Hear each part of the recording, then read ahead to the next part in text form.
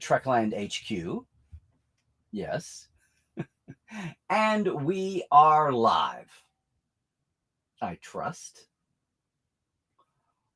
Why deep dive Star Trek Files 200 times? Today on Trekland Tuesdays Live number 278. With me, Dr. Trek Larry Nemeczek, coming at you right here from the heart of Trekland for all things Star Trek, for some clarity, sanity, and the big picture in all things Star Trek. Hey, thank you once again for joining us here on a Tuesday live, or, later, even if you're watching on YouTube. Later on, hope you can join us live sometime. Lots of news this last week because, of course, New York Comic Con. So, what am I talking about? Why deep dive Star Trek Files 200 times? Well, I'm very proud. I'm very proud. And look, we don't number them sequentially, we do it by season and episode. So, I'm just very proud. I want to go a little meta because we never go meta on the Trek Files.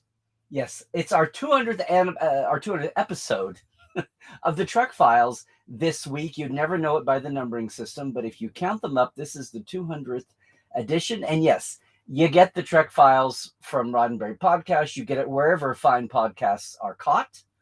And of course, our Facebook page is the HQ with the document of the week, the only podcast with homework. But why am I talking about it over here? Well, we never talk about the Trek Files on the Trek Files. And I wanted to mark the anniversary. Now, I'm doing that. I'll mark the anniversary with some hindsight in our best Trekland way. But yes, I know, Larry, look, we just had all the big news coming out of New York Comic Con. I know that. Tons of news. And the biggest news, well, the biggest question that was answered was, now we see why Star Trek Day was so puny on news, on headlines, because they wanted to save it all for New York Comic Con and the New York media hound market, right? Okay, they saved it all for there. And that's all over the webs. That's good. And you know what? We can talk about some of that later. And I've even got a second opinion or two that are out, that are coming. We're going to talk about some of that too. But can I just take a moment to talk about this? And it's one thing to have anniversaries of even Tuesdays Live here. It's one thing. I know I've tried to mark those along the way. We do something special. But I've never done anything really special for the Trek Files because the Trek Files is its format. Again, we don't go meta. So I wanted to say congratulations to us, and to thank you to Rod, and thank you for having the idea. Thank you to John Champion for being the producer, stepping aside. He does the reading at the beginning and all of that. And yes, of course, today's Trek Files, boom, it's up already, as it always is. It's up at midnight Tuesday morning Pacific, 3 a.m. Eastern. It's there. But what's with this title, everybody would say? Why deep dive Star Trek Files 200 times? Well, yes, I'm marking the 200th episode. But I started to think about a given to me that I thought might be worth sharing out there. And even the fact that New York Comic Con just happened and gave us all these tantalizing news headlines and reveals and all of that kind of gave me, well, a moment to step back and look at, the layers of Star Trek backgrounding. Now, a lot of you here in the chat today are members of Portal 47. I started off calling the Portales the deep divers, and still do, because it really says something about fandom. It's human nature. We're all just human. We are humans as an audience, and the makers, creators are human. They play with us being human as they promote a show. And in the most crass level, that's, making money, giving people jobs on a more idic level there, the good of the many. And not just people, actors and creatives on a crew. You've got support people, you've got promotional people, you've got people that work in licensing, and you've got vendors who support all of that. And then by the time you get into events and cruises and book publishers and CD pressers, whatever, game makers, whatever you want to get into, comic book art, there's a lot supported. And yes, Star Trek doesn't do most of that all on its own, but it adds to the bigger conversation, the bigger pie. Yay. In our capitalist society, that's the way we are right now. But someday soon we will work to better ourselves without regard to money and profit. Um, but so there we go. Bang. Here we are. We're in the Trekland way of thinking, out of the main headlines you're going to see everywhere else, right? The same old, same old. And as we move along here, before I hit full stride, I just want to remind everybody that thanks for joining us. And if you are watching us on YouTube or Twitch, you're going to see all the comments in our chat community. And if you have not said hello, you should do so now. And if you're new to Star Trek, if you're new to Trekland Tuesdays Live, go over and say hi in the chat because we've got a great community. If you're on Facebook, you're in the biggest bunch, but you're not going to see the Twitchers and the YouTubers, only Facebook, all right? Just a reminder. Just a reminder. But no, this whole conversation got me thinking about fans and those who serve fandom and the different goals, the different motivations that people have. So, I said deep diving. What does that mean? It means you want more. You love a thing so much, obviously, that you care enough to do that. If you love a sports team, you're going to follow the stars. But at some point, you're going to start reading the history of the team. You're going to read the history of the sport. You're going to read the history of its rivals. You're going to read the history of, then you get into why things were done. And you start realizing what was going on in the culture that affected what your sports team did. Why was it so puny in 1942, 43? Oh, that's right. All the guys were drafted. They're off in war. So they've got, lesser quality players filling in the gap, or they've totally closed it out. Oh, there was a strike that year. There was a blizzard that year in the championship game, and the score was 3-0, right? That in football, that's the kind of thing that when you're a fan of something, it means that you care enough to send the very best. No, that's Hallmark. You care enough that you want to do more. But you know what? That doesn't happen all at once. You have to know you're a fan first. You have to realize that you're attracted to the thing that you've been maybe slowly psyched. Maybe it was a thunderclap for you. Everybody, that's the great thing about Star Trek. We never get tired of hearing 55-yearsers and the folks that just figured this out last week. And whether they did it on their own somehow, or they were introduced by, they had an enabler. Their mom, their dad, their uncle, their aunt, their grandpa, their brother, their sister, their best friend at school, their mentor, their protege. However you came to Star Trek, everybody's got their own unique entry point. But the fact is that it was an entry point itself. There was a point where you weren't so thrilled with Star Trek or whatever it is, and then the point where you crossed that line. You crossed that line. In my case, I remember the day I went in to get 3, in the days when there was nothing, no internet, no computer. You were down to, Dead Tree Media, books and magazines. And the day I went is able to go in and buy 3 paperbacks. And no, I don't mean Blish fiction, James Blish fiction novelized. I'm talking when I was a kid, being able to get one of the Gerald books.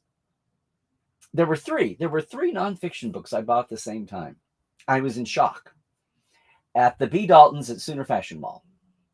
And I remember as I bought them, the clerk said, yeah, we try to keep a lot of Star Trek stuff in stock for all you Trekkies.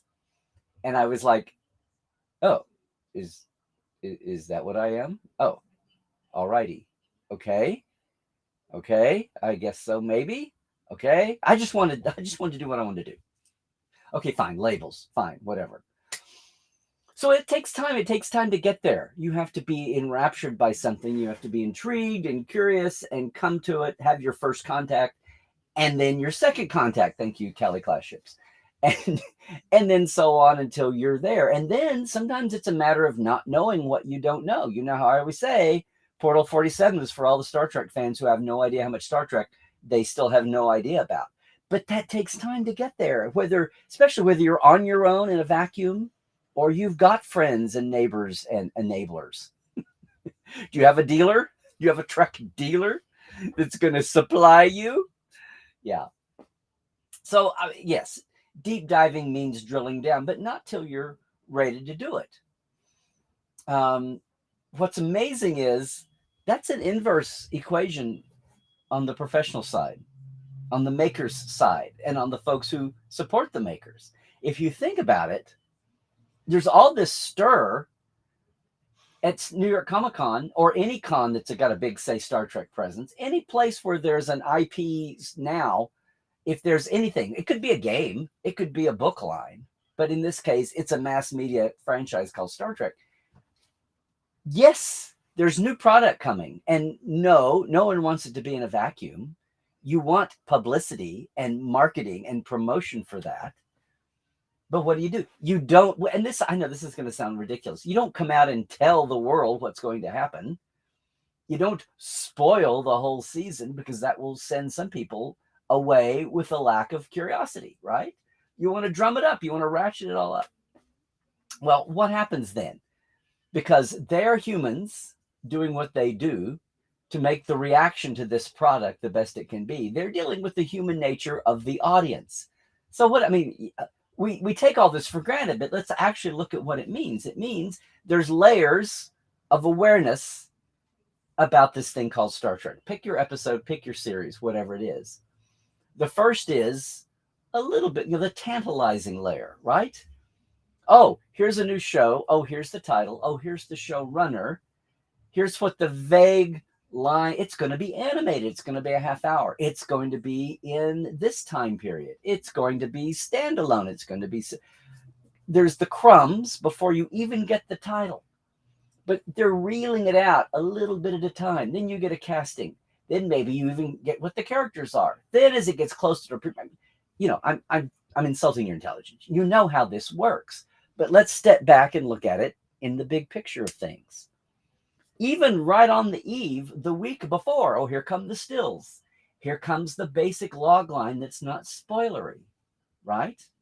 But even then, now, and believe me, it's so much better now than it has been in the past, because we have social media, the engine, the monster that's driving this demand. We have documenting so much better now in the CBS All Access / Paramount Plus world. It's what every other series is doing. So you got to keep up with the Joneses that way. But you'd be doing it anyway. And probably Star Trek is doing it to a bigger degree because you've got this invented universe.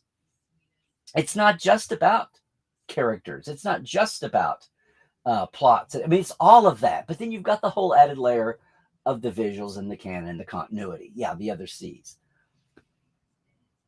But if you stop and think about it, there's a timeline to all that. And you know what? It doesn't even stop with the premiere. Now you've got the premiere, and sure, boom, here come all the little capsule commentaries and documentaries and the mini docs, and here's the actors talking, and here's the new guest star that was a surprise, and here's the huge surprise reveal. Oh my gosh. Have we had anything with Daniel Davis back out yet? Have we had Brent talking specifically about lore yet? I mean, the spoilers, the reveals from Comic-Con have their own little moments. But still, is there an hour-long diatribe about it? Is there a 30-minute treatise on it? No. They're unreeling it a little bit at a time. Even as these episodes air right now, Lower Decks, you can see there's a great a mini interview with the voice of Peanut Hamper, the actress. So it's coming, and I'm saying back in the day, in the Berman era, none of this got done. Barely there was photography. Nothing happened on the studio level. They left it up to us to have enough sense to drag people down and do the interviewing. People look back now and wish they had more documentary assets. Well, that's just the way it was. Thank goodness when we introduced the Orions on Enterprise, or I should say when they introduced the Orions on Enterprise, I ask, are you taking high res? You're going to want these for magazine covers. You're going to want them for posters. You're going to want them for bigger than 35 millimeter photography. Oh yeah, we had a photographer on stage. Did they take big format photography? No, we've got plenty of, no. If it had not been for the makers of the makeup, the new makeup that didn't wear off, a la Susan Oliver in The Cage, thanks to the new generation makeup, they took their own shots of Bobby Sue Luther. going into that makeup, and good on them. And all those big wrestlers, Tiny Ron, and all the no, not Tiny Ron. Anyway, the big wrestler, the big hulking Orion guys. Somebody's going to pop up with the name there. They documented it. The vendor, and good thing too. And that was part of the mystery of doing. We've come so far. Yes, the studio now is laying out. Now, still not everything. There'll always be corners. We have personal photography. Everybody's shooting shots for their Instagram now and their Twitter feeds. And no, it won't be out immediately, but it's going to be there. And people even get it, that they don't want to waste the whole, they're not going to shoot their whole load now. They're going to save it for next year and the anniversary and that first DVD special. People are so tuned into documenting. That's great. That's great. But even then, as the week, as the day, the week, the month, the end of season, the DVD recap, the 5-year anniversary, the 10, the 20, all of that means basically that you're still deep diving Star Trek for a while, because Star Trek is not My Mother the Car. Star Trek is not Me and the Chimp, all the classic bad TV series of the time. Star Trek is the thing that, yes, we are following it 55 years later, 56 years later. People, if we could resurrect everybody involved with the cage, we would do it. And that's why, oh my gosh, Bob Butler is such a treasure. It's been so great to be able to get him first on Portal 47 and then to a Comic-Con audience. People won't ever forget those days, and have it recorded, but with a modern perspective, as well as the perspective of the time, which is something I've tried to do since I entered the arena. Do we have that back in the day? He made a pilot. Nobody talked about pilots. It would jinx them. You didn't talk about anything. First, you had to wait to see if it was a success. Heaven forbid it be a failure. Heaven forbid it not just get bought, but it be a humongous flop. Oh my God, burn the negatives. People had to make sure something was worth remembering. And then, of course, there was plenty of time to regret not having more photography, or having it thrown out, or trying to recover from it being thrown out. And thank God we've at least got digital frame grabbing now, where we couldn't make that up out of film. It's part of the culture of the time. It's the media expansion. Yeah, we've gone from 3 channels and 7 old guys deciding the fate of what the world would watch in the States, to this huge, small democratization of so many channels and so much demand, and peak TV and cinematic TV and yada yada. So a lot more is being documented now. And yet,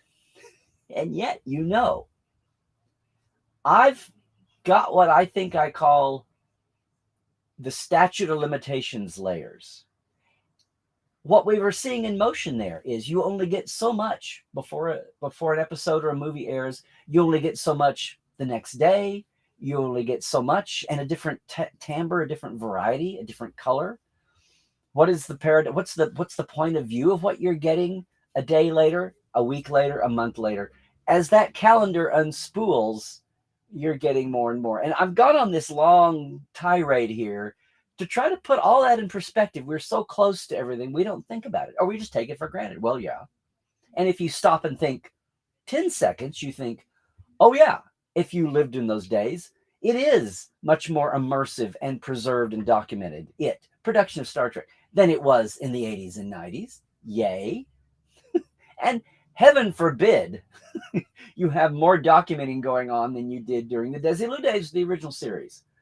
And sadly, the factor there is how much was thrown away when the failed little show, nobody cared. How much material was thrown away. We've got the trim scraps from the scenes. Those are a treasure. Roddenberry Vault, I'm looking at you. Everybody collecting little 35 millimeter clips from the film trim. We've got that material. We've got little bits and bob interviews that were in the little studio newsletter that was done. Here's Gene and Majel risking not looking like they're not producers, they're barkers at the carnival. But thank God that they saved all that. Thank God they were scraping by and secretly, without making it look seemly, like they were the used car salesmen of TV producers, selling all this stuff, keeping it to stock it. Thank God they did. So, the 80s today. Point here is, even when the days and years go by, there's nothing like the statute of limitations ultimately on what you do say. Bad things happen. Bad choices are made. Bad people get involved. And they either exit and they had creative differences, or they were bad people that no one talked about.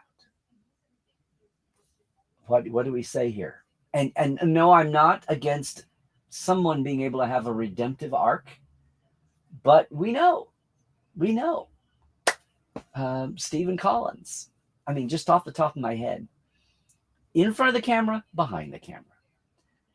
And even when nobody is a bad person, but good people butted heads and they have creative differences. When I was trying to write the Next Generation Companion first edition, 5 years after the stormy first season, that now we all call Chaos on the Bridge, but at the time, Next Generation was still running. It was in its golden era, the last couple of seasons. You weren't going to dredge up any mud, even though it was a generation before. It totally preceded the Michael Piller years and the Jerry Taylor years. But it was still Rick Berman, and it was still a lot of people involved. And that just didn't happen. And personally, whether it was corporate or not, David Gerald was not going to talk about that. Dorothy Fontana, for as good-hearted as she was and would talk about anything related to the original series, she was still too burned. You just had to let some time go by. Yes, too soon. Sometimes it's personal feelings before that can tamp down and people feel like talking about it. Sometimes it's not just a matter of personal feelings. Sometimes, for better or for worse, you have to let people pass. You have to let 20 or 30 or 40 years go by. And even then, you may not get to the bottom of it. You may get a clue. Will we ever know who the studio executive was that basically sexually assaulted Grace Lee Whitney? Will that ever come to light? I mean, I'm going into negatives here, but usually it's the negatives that are the things that are, covered up, however you want to word it. Look, gang, the point of this whole essay here, on the heels of both New York Comic Con with so many great reveals and headlines, but they're kind of thin headlines, right? We have new cast, new characters, but you don't know. That will come in good time, dearie. All in good time. And we know that's the way it works. No one wants to be spoiled. Well, most people don't want to be spoiled. Some folks take the attitude, though, like I do, most of the time, that there is no such thing as fully spoiling anything because, and here we go, 200 episodes of Trek Files, because the deep diving, because the reveals never stop. I love when people ask me, like, why are you still talking about the original? Is there anything still with Next Generation? Yes, there's a new book coming out about First Contact. And what are we up to here? 25 years and over 25 years and counting. You can never get to there's always one more staunch of documents. There's always more photos. There's always one more person with a great story to tell and hopefully a great memory. And one more person with their own documents and notes. And one more person with their own photos. And if you're really lucky, one more person with their own video or home movie camera footage. This is when Billy Blackburn came up with his home movies 10 years ago. It was document gold. And it was this little circle of people that knew about it. And then bang, he makes a deal. And it's out on the DVDs. And we all benefit. We all share. But, in the old days, now there's kind of protocol around it. But in the old days, it was verboten to have a camera on set because, not only might you give away a secret from the show, but you might show somebody in an unflattering light. And I don't mean that producer and his mistress walking through the soundstage. I mean, you might catch Shatner with his toupee off. You might catch somebody without the best makeup on. Our whole attitude about that, we used to live in the ivory tower. Now I wish some people would go back and live in the ivory tower. We get so many celebrities. We get so many wannabe celebrities' lives all out on their social media. Can we put some of that back in the toothpaste? In the toothpaste tube? I don't know. I don't know. But on one hand, it's a different world. But on the other hand, there are still some guarantees. There are still some set limits. And one of those is you're only going to get as much information about the thing you love as someone else is going to deem necessary. It's the shows that nobody watches that they're so eager to throw you the crumbs. Hell, throw you entire cakes, entire bakery delivery trucks. Forget crumbs. But if it's the more in demand, of course, the more valuable is the lack of information, the lack of awareness, the more valuable that knowledge and power is for a certain extent. There's nothing more. When I was first archiving for the next, there's nothing sadder in a way than to come across all the slides that were stamped confidential, do not leave the archives, like things from the movie era. All the Wrath of Khan slides that were all, and motion picture slides that were stamped that way. And 30 years later, nobody cared. We're sitting there digging through trying to find something really new and fresh, not secretive. So it is a time frame. So it's a time frame, and it's an evolving spectrum. And there comes a time when everything that you wish you had done or known, or you think, oh, it's all out there. You talk to creatives and actors who say, oh, I've said all I have to say on this. No, because not only will we think of organic questions, but the world around us will change. No one asked George what it was like to be a gay man in the closet playing Sulu in the 70s and the 80s. No one did that. He wasn't out. We didn't have perspective to ask questions of Nichelle or go down the line. One of the things we do now with, especially in Portal 47, we have women, we have people of color. We don't hit it home unless it's a major part of a saga. Charlie Washburn, who was the first Black assistant director in Hollywood. He was the first Black trainee in the Directors Guild program from Memphis. And he was Charlie Star Trek. It's that, you had to be better than the white people. You had to be better at your job and perfect. You hear that a lot from people, from women, right? You got to dance backwards like Ginger to Fred Astaire and in high heels. And then add on the whatever extra filter there is. Are you of a different color? Are you disabled? Whatever that is, you've got to do it better and perfectly to be able to do the work that you could otherwise do just fine. And it's only been the last 10 and 20 and 30 years that we've had the perspective to realize that. In Star Trek, we'd love to be colorblind. We would love to be Uhura talking to Mr. Lincoln and saying, well, it's okay. I haven't been called a negress in years. I no longer find that offensive. But we're not. We're still evolving. We're still an infant child race, as Gene would say.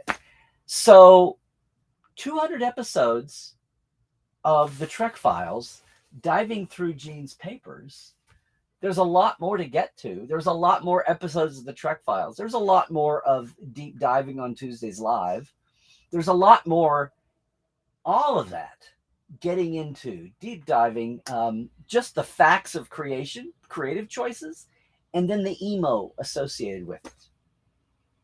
So yes, 200 episodes are down. I hope we can do 200 more.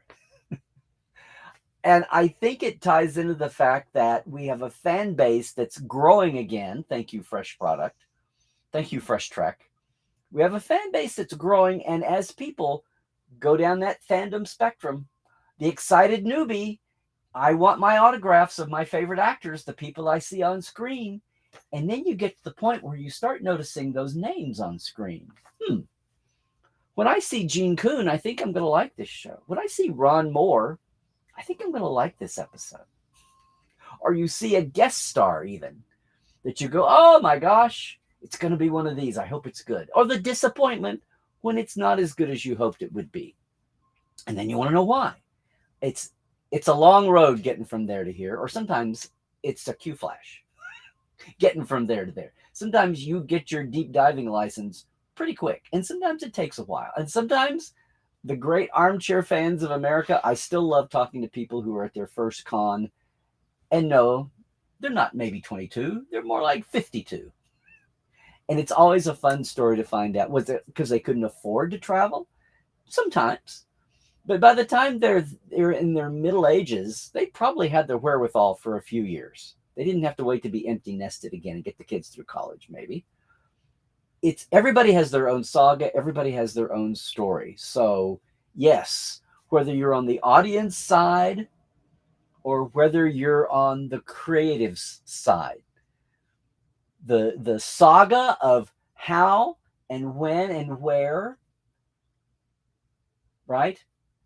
And why becomes much more important than just the what. Promotion is the what, right? Thursday nights at 9 on NBC. Kirk, Spock, and McCoy go down to an alien planet. Mark Leonard guest stars. That's the what. That's all you get at the beginning. Eventually, it's up to all the rest of us to supply the who, what, where, and how, because that's what you're hungry for, because that's what you're ready for.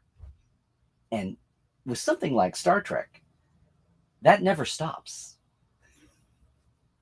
That never stops. I mean, yeah. So here I am doing this.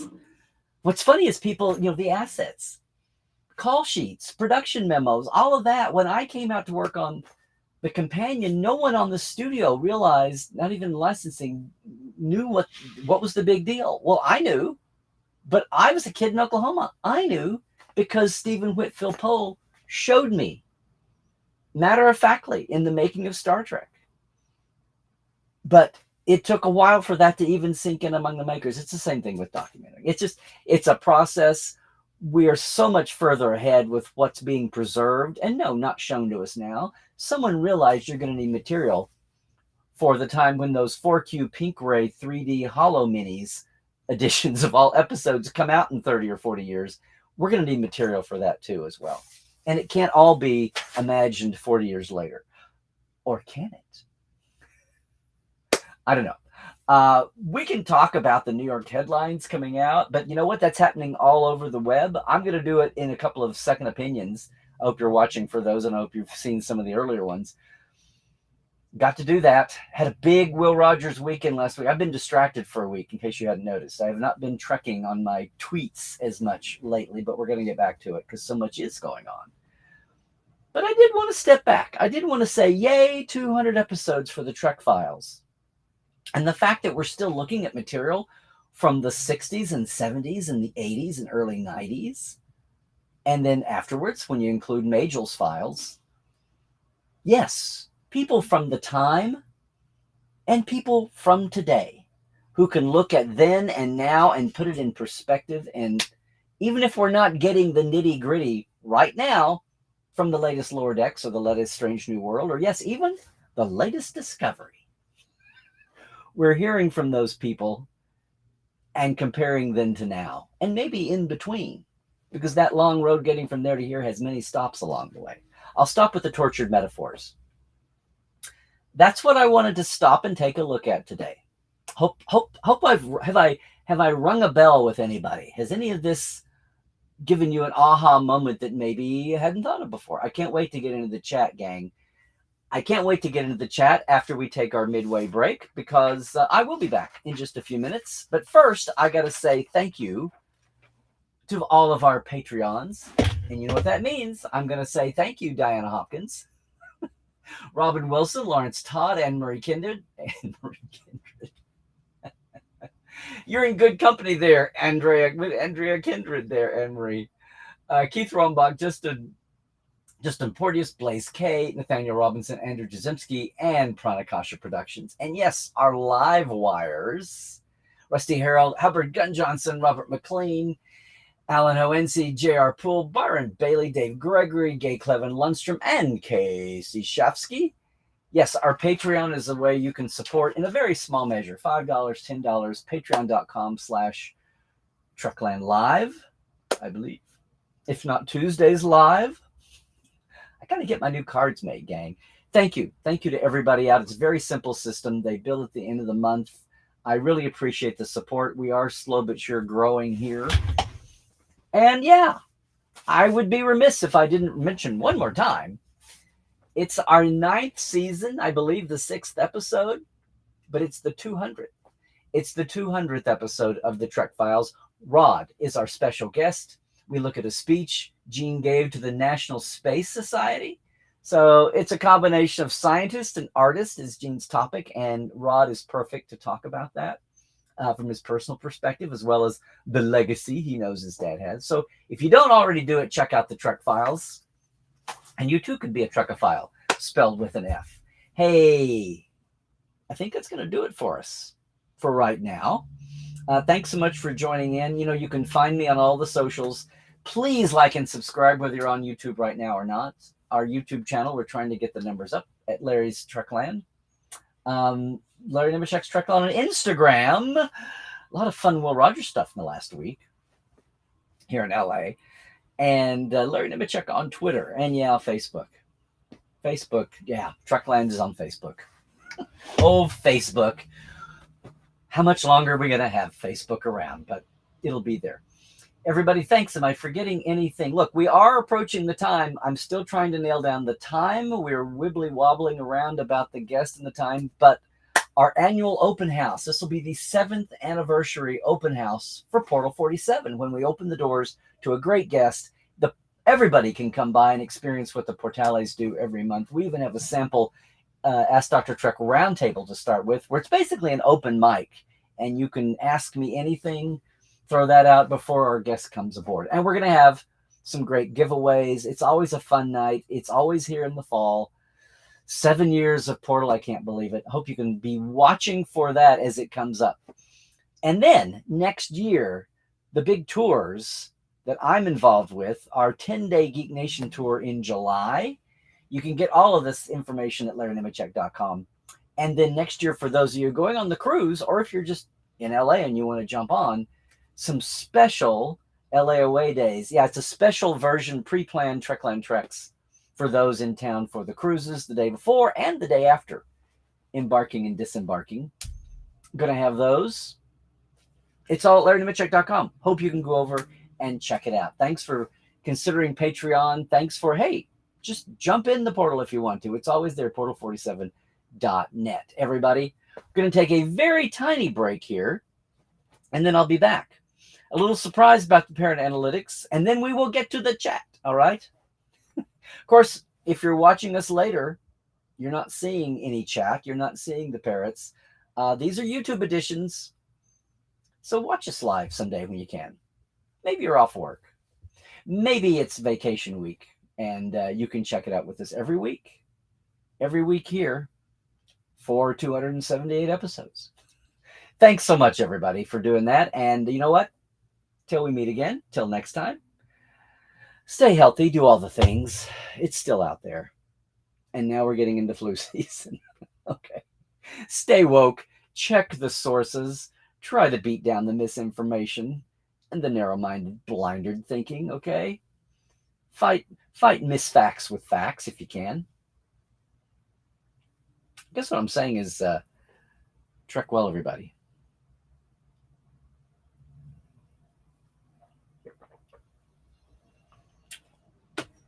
Alrighty. Well, gang, you know, the Parrot Analytics is that company that's been around 10, 12 years ago out of New Zealand that tries to offer the world a service that we can gauge all these digital streaming shows that totally blow up the old school model of broadcast only with commercials, with advertisers who need to know what's the popular show, what's not, so they know what's fair, what's a fair price to be charged for the popular show versus the unpopular show for their commercials. By viewer ratings, all of which is an antiquated science that's been blown up by the digital folks. And how do you measure that? With companies that don't give up the numbers, obviously, like Netflix on down, including Paramount Plus. They're trying to do it by measuring internet activity. With a metric, very complicated, it's not that simple, very complicated metric they call average demand expression. I'm saying all this because we track this every week, and we have since Discovery first emerged, especially in the US. They measure dozens of countries. Guess what? Apparently, they're only doing this once, maybe twice a month, because they've not updated the figures from September 2nd, September 3rd. There's been no September 10th update. So no, we don't know what the impact of I started to say Star Trek. We don't know what the impact of the New York Comic Con numbers might have been. Certainly, it's been an upswing. They haven't updated the 30 and 60-day trend pages either. So you know what? I'm not going to just go over the material. We looked at all the numbers, the stats, the bars, the charts that we did last week. We're all waiting. Hopefully next week we'll see some updated numbers, and we'll see what came out of any boost that Picard. Oh my God, that panel. Although I have a couple things to say about that in a meta way on the next second opinion that's going to be winging your way soon. I'm sure a lot of you saw that. So I don't know. Let's scroll back. Let's scroll back and see what everybody is saying. I just hope that everything has been a clean show. And you know what? If you are new to our community here, if you're new to the chat on Tuesdays Live, Tuesdays Trekland, make sure and say hi. Make sure you've introduced yourself. You'll probably leave with 5 new friends at least. It's like standing in line at your first con. You're going to meet friends, especially if it's Trek Vegas. So going to say hi to everybody. Yay, hey. As always, I'm looking for actual questions. Looking for apparently new batteries there that needed to be charged, but it's good. Hello, Dominic. Is this your first time with us on Tuesday? Maybe once before. Sometimes it takes 2 or 3 visits before the names really implant. But welcome. I'm glad you're here. Maybe we'll hear from folks who are in. Oh, maybe we were with folks who were in New York City and didn't go. Zahir, what's up with you? Was that, they had a ticket melodrama for a while. I don't know how that resolved. I haven't caught up with those. I was a little distracted the last week or so. Yes, you could say that, Cairo. It was effing big news about Picard. And the F. Exactly. Yeah. Who cares about Star Trek Day if you have New York Comic Con? See, this is the thing. They want to grow Star Trek Day, but they don't want to. It's like, to me, it's like still Facebook and Instagram, Christoph. It's like I know that the world is going to Instagram, even though it's owned by Facebook, and the metrics still filter back to the evil Facebook overlords. But Instagram is still so benign, thankfully, than Facebook is. It doesn't have the veneer of, oh, it's grandma's. But you know what? Sci-fi world is, aside from the cosplay models, of course, they're showing off, they're highlighting, but the rest of fandom per se is not the most active compared to other industries, other niches. So if you've got something cool, if I want to go live at a con, or even, well, it was Will Rogers, it wasn't sci-fi, and Trek, but if I want to go, I know on no notice, without warning, I'll have 10 times more people seeing it on Facebook than I will on Instagram. Some of that's a function of me and having a Facebook account much longer than an Instagram. But the world will say, oh, always do Instagram because it's, influencers and it's the smarter people and it's the cooler kids and yada, yada. And I look at that and I say, well, I had 8 people here and I had 80 over here. I mean, yeah. And that's the way, I think that's a lot the way that, Star Trek's IP holders are with their own Star Trek Day versus New York Comic Con. Who's ultimately going to see the coolest things in the moment? Who's gonna be the audience? What are the numbers we're going to hit bang out of the gate? It's that same kind of dilemma. Of course they will. Star Trek Day is their own baby. They control it, but they're realistic to know that it's going to need a few years. It's going to need a few years to grow. But then there are also pluses to having a unique portal platform versus having to share the table with everybody else. Even when you get that hour and a half to yourself, even when you get that, and then you make a commotion by having merchandise outside. A question from Zahir. I did attend Aladdin the musical. Will I ever attend Star Trek the musical? Well, the question came up. Did you see that?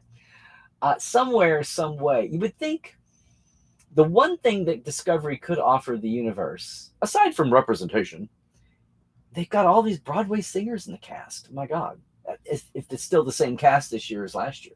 Have they made any other? Have they sent anybody else away? No, I'm kidding. I think so. Um, I think the audio was right. I haven't seen anybody screaming and warning me. You love Star Trek Day because of Jackie Cox. Well, there you go. No, Star Trek Day had its moments, and at least it's coming out of pandemic's cave. The first big live Star Trek Day was last year, and they had to muzzle everything the last month or so because the wave came back. The COVID wave came back.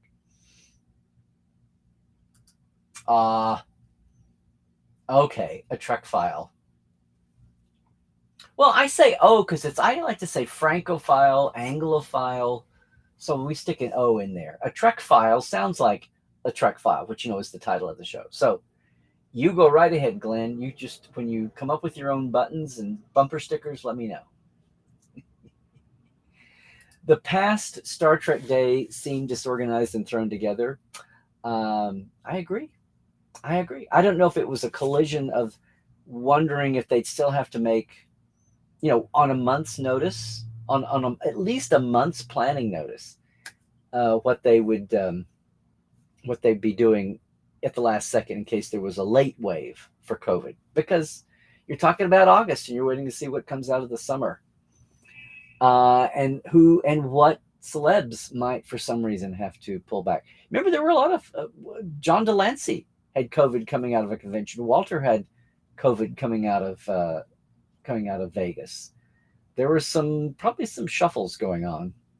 Hopefully we'll finally get past that. Hopefully we'll finally get back. Hands up over who was still buzzing over the impressive looking Picard season 3 trailer. I saw people talking to Terry, trying to convince them into setting up, a Fathom event or something, a 10-hour marathon. We've had 10-hour movie marathons before. Why not? Well, actually, the 10-hour were 10 movie.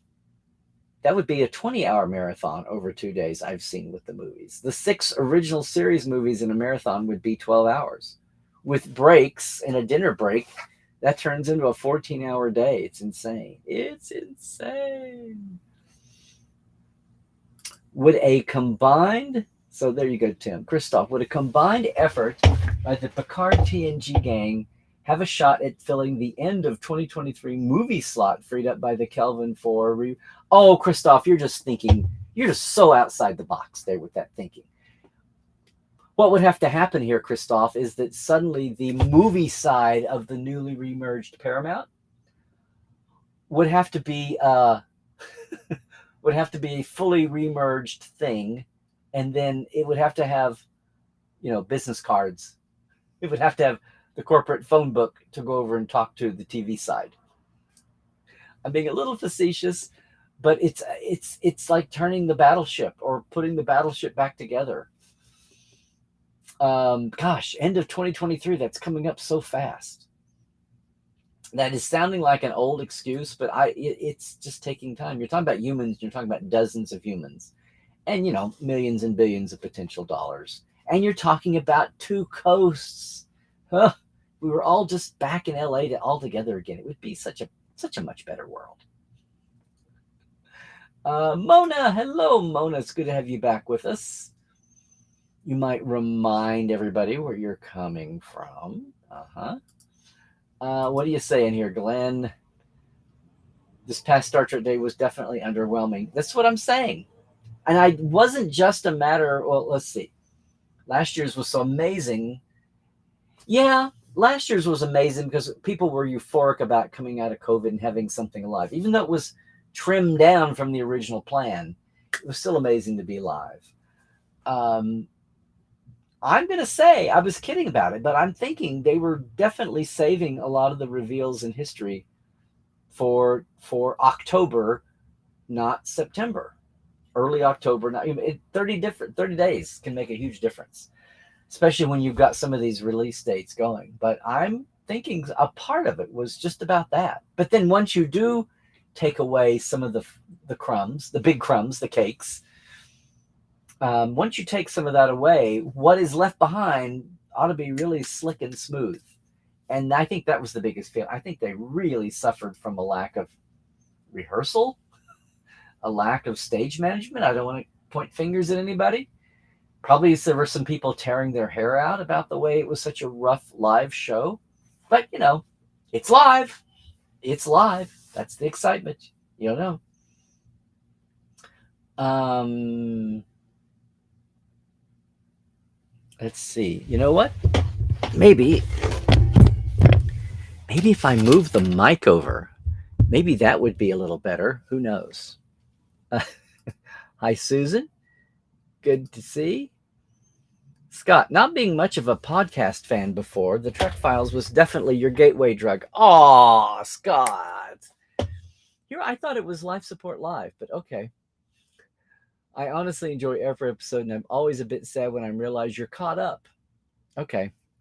Well, I'm not sad when I realize we're caught up, because it's a lot of work to find those guests, to find the documents that are interesting and represent a lot of a spectrum of Gene's experience, both with and without Star Trek, and the eras and the areas of his life that you could go to, and then finding something that fits a guest. Or on the other hand, having a guest that you want to have on the show and finding a document that is worthy of them. It's really interesting. It's a lot of time put in. Not the actual recording goes fairly quickly, but I'm not taking anything away from the work that John puts in. Sometimes we've had a couple of guests that needed a lot of editing, cleanup. Sometimes it was about tech. Sometimes it was about where they were in life. But I think the hardest part is just finding the guest and mating it to a doc, or finding the doc and mating that to a guest. But that's the premise of the show. So we do our best on that. So thank you. Thank you. I'm glad we could have been your gateway drug. Yay. What? Christoph, you finally joined the non-COVID club last week. Oh, wow. You had gotten a fourth jab and you still see? That's tough. I'm hearing about this wave in Europe. They're telling everybody as much as anybody will listen in the States, talking about look out for the wave coming. So sorry about that, but I'm glad you're doing so well. And just see, right after you got your fourth booster. Yeah. This is true, David. This and Portal 47, the Trek Files, is one of the few to which you. Oh, thank you, Dave. Well, John and the gang's show, John and Norman, whoever's, the mission logs are great. The Trexperts are great. Part of it depends on what you want. Do you want Trek factoids? Do you want voices from Trek? Do you want voices from Trek goofing around? Do you want lively conversation? Do you want like morning drive time comedy jock shock radios? You want AM sports talk type Trek? I mean, there's a recipe that's well done. And you know what? There's a lot of people that it's just fans. I'd say mom and pops, but sometimes their brother and sister, or their dad and daughter, or their grandpa and daughter. I mean, there's all kinds of flavors that are out there, and different people appeal to different tastes. But the bottom line is, what do you want out of your Star Trek? What's the itch you want to scratch? That's what I'm always talking about with Portal 47, is sometimes people don't know they have the itch they want to scratch. They have to be shown that there is an itch. There's a hunger. There's a passion hunger that they didn't even know they had. Sometimes you have to show people, right, before they can. Exactly. But thank you for that. Thank you for that, Dr. Dave, as always. Now, what is this? Jason, you were legitimately concerned and confused about the corporate product girl pretending to puke and have anxiety, not realizing that she was acting, and even then wondering what the purpose of that was. You may have to a lot of awkward moments like that in the Star Trek Day event. Oh, Star Trek Day. I was trying to think. Yeah. Yes, it had to be carried out. You had a actor character kind of being a corporate type promotion girl and wondering if she was real or not. And then, yeah, that was a thankless job. Whoever that actress was, to walk out and do that live on a streaming show, it's like, good on her. with as much direction and guidance as she was given. Yikes. That takes something. That's I hope she got well paid for the day.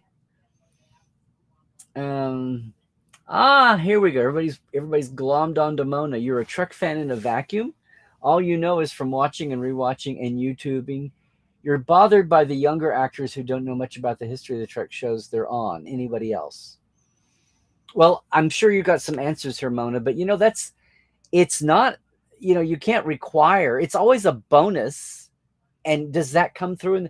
I don't think there's a step in the casting project process where someone says, casting director, or one of the producers says, "Oh, and by the way, are you a Trek fan?" I mean, somebody might say that's gatekeeping on a otherwise just an acting job. On the other hand, a lot of times from Kirstie Alley, yes, on down, if someone was a fan, or if they were a fan of an earlier, for the next generation who had seen the show, but people knew the original series, maybe.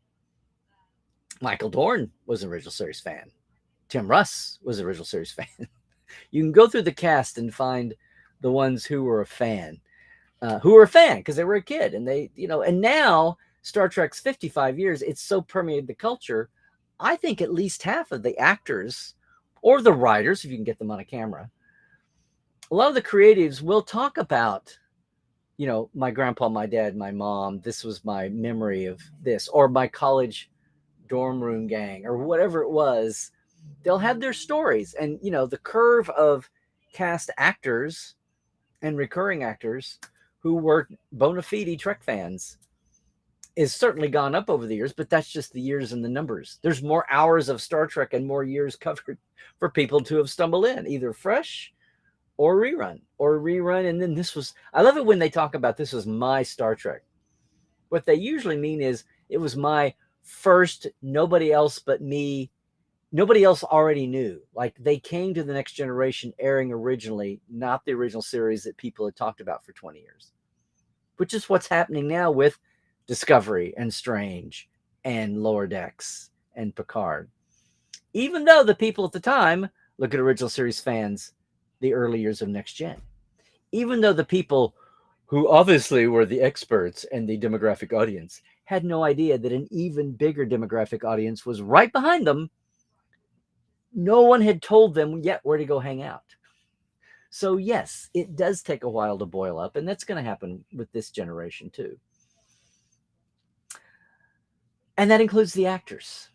That will include the actors, and a lot of Berman era regulars did not know. They intellectually knew. I will never forget the story that when Janet was working her early days, she was still temping her 6-week temp job in the Voyager script office. And the day all the actors came in of the Voyager cast to have their hello lunch with Rick and Michael and Jerry in the commissary, they all came in and met each other for the first time as a group. And after that lunch, Bob Picardo wandered into the Hart building, saw an empty door. He plopped down next to Janet's desk. I think I prompted her to tell this for the Voyager documentary because it's just a fun little moment in time. He sat down and he said, "Okay, so when Rick Berman created this thing in the 60s, and Janet was being very polite to this actor she knew had just been cast, who had all this excitement ahead of him and a lot of hard work and all the interesting road to hoe that being part of the Star Trek family is, and it was about to hit him and everybody else full bore the way that it does to every cast, no matter how much they're expecting it. There's nothing like living it for the first time. Mostly that's a good thing." And she gently said, actually, there was a gentleman named Gene Roddenberry who created it in the 60s, and he, she kind of set him straight in 50 words or less, very politely, and certainly not to kill the buzz, but to help the overwhelm he was probably feeling about that time. Anyway, free story for the day. But Mona, my point here is welcome. Welcome.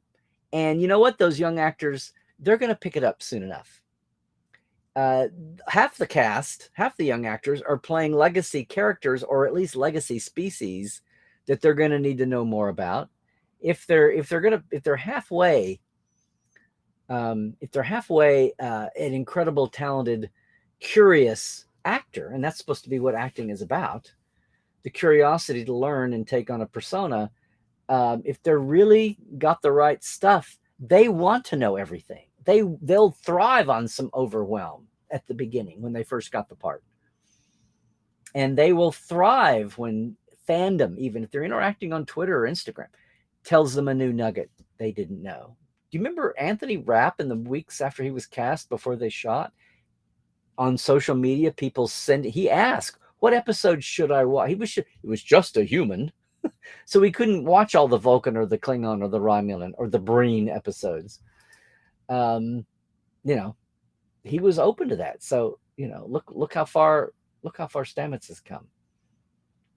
But Mona, most of all, as long as you're here with us, you're not in a vacuum, okay? Consider yourself all in. Mm-hmm. There are no late slips to Trekland Tuesdays Live, Tobias. I'm just glad you could make it. Yes. Thank you too for the love, Dave. Thank you for being a Trekophile too. Yay. Tim, Peanut Hamper Shutter is so annoying, but you know what? Peanut Hamper defies the tropes.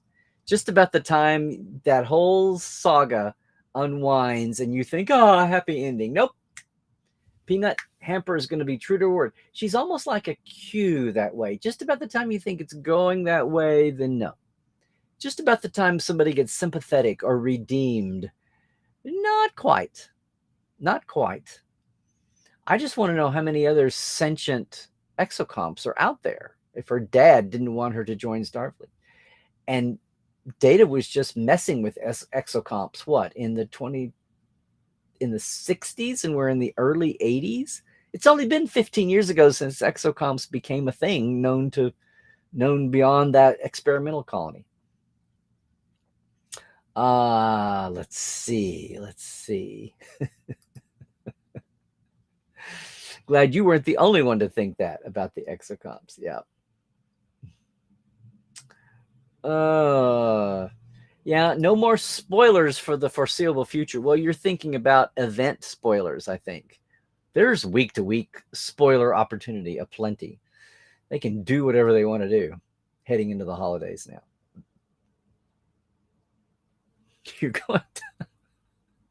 Is this what... Have I not caught up with all the corners of the internet here? You're going to start drinking a couple of hours before the next Ping and Hamper episode? I didn't think it was so much funny as just an amazing world building exercise. And I thought it was meta funny in the fact that it took the redeemed hero and just totally, and the episode says a lot about diversity. Hey ho. You've got avianoid exocomp love. So, okay, broad strokes for diversity there. I wasn't even thinking about it trying to be funny, but okay. Funny aside from, again, taking the redeemed bad person and turning it... Nope, not today. And apparently now after 2, that's going to be the Peanut Hamper trope. Is it? Is it going to be that?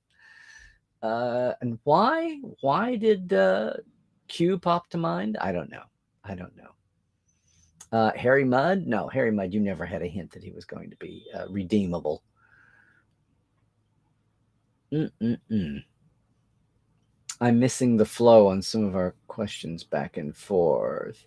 Duralta Trekkie, we haven't seen you in a while. So good, I think. Good evening from Germany also.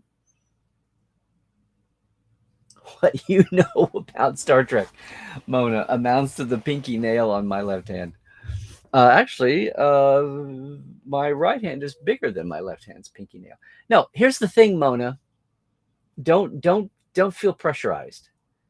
Everybody in the chat and me are all rooting for you to get to Star Trek on your own. If you feel like binge watching or binge reading or binge listening, anything. If you want to go down the fiction and narrative episodic way, if you want to deep dive into, some of the histories of the show, if you know you have a favorite series, if there's a series you haven't seen yet, for goodness sake, go watch it, or at least start watching it. Don't the worst thing in the world, and this is what people were worried about 5 years ago, was that the unspooling the shows is that they didn't want anyone to feel so overwhelmed by the backlog of Star Trek that we would never get new fans in. It would feel like they had to go take a 4-year college degree, and that's not what the easy entry points are the best. Just take it at your own speed. Just unpeel that onion however you want to go at it. You've got friends. You've got friends here if you don't have friends locally. I hope you have some in-person folks. We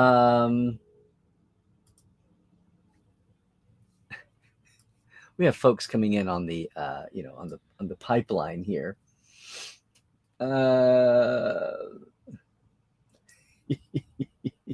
So our good friend John is texting me on the side saying, Glenn, you're just not all that into the send-up of all the Avatar, Dances with Wolves, redeemed fallen angel tropes.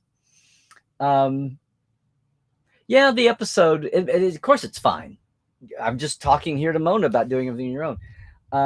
That's a vibe. That's the type of an episode. It's really good. Look, I'm sure the world noticed, and I just haven't caught, that I believe this is only the second time since In a Mirror Darkly that a Star Trek episode has not begun with its typical titles. That whole different tone title. They were cramming so much into that 23 minutes or whatever that they even used the titles, the opening theme and credits, to set the stage for Areola or whatever that was. That was one of the dumbest jokes of all, but at least it worked. Yeah. There you go, Scott. You didn't get it. What was the point of devoting one of our only 10 episodes to nothing but telling us, yep, she's just an asshole? I don't know. Was that supposed to appeal to the snarky? I was watching the rest of the episode and marveling at what they were doing with the avianoids and their culture and some of that. There's a celebration of asshole. I'm sorry. I do not enjoy Always Sunny in Philadelphia. I don't enjoy the shows that get off with Entourage. I don't enjoy the celebrations of stupid. So, yeah, that's me. Everybody's different. We'll see. Meanwhile, on this topic, they tipped their hat at wanting to do another TNG movie at the recent Yes, that was that elicited some gasps. But when Patrick plunges in there, someone, the smartass in the room, will say, "I'm sorry, Sir Patrick, didn't you want to do back-to-back seasons to get this season done because you were bearing down on 80?" But things look a little bit different on this end of COVID, and they had a hell of a time getting those 2 seasons done, going into the tunnel and coming out. So maybe there's some attitude adjustment changes. And the biggest downside about a TNG movie is you're talking about a movie with this current rebuilding, restructuring, remarrying Paramount Global administration, and we'll see what they even can come up with. They would just hand the keys over to the TV division and let them go at it like Wrath of Khan, et cetera, et cetera. Maybe we'll see something. They've already talked about doing a Prodigy movie, doing a quick animated movie, which we've talked about here before, based on interviews. Don't like Badgie personally, but you still bought a Badgie pin. For your green TOS voodoo bag, Christoph, do I even want to know? So here's the thing. Would you buy a peanut hamper? Was a lot cuter at the beginning. Does it feel like the longer peanut hamper is out there, the more she wears out her welcome? Or are we long past that? I don't know.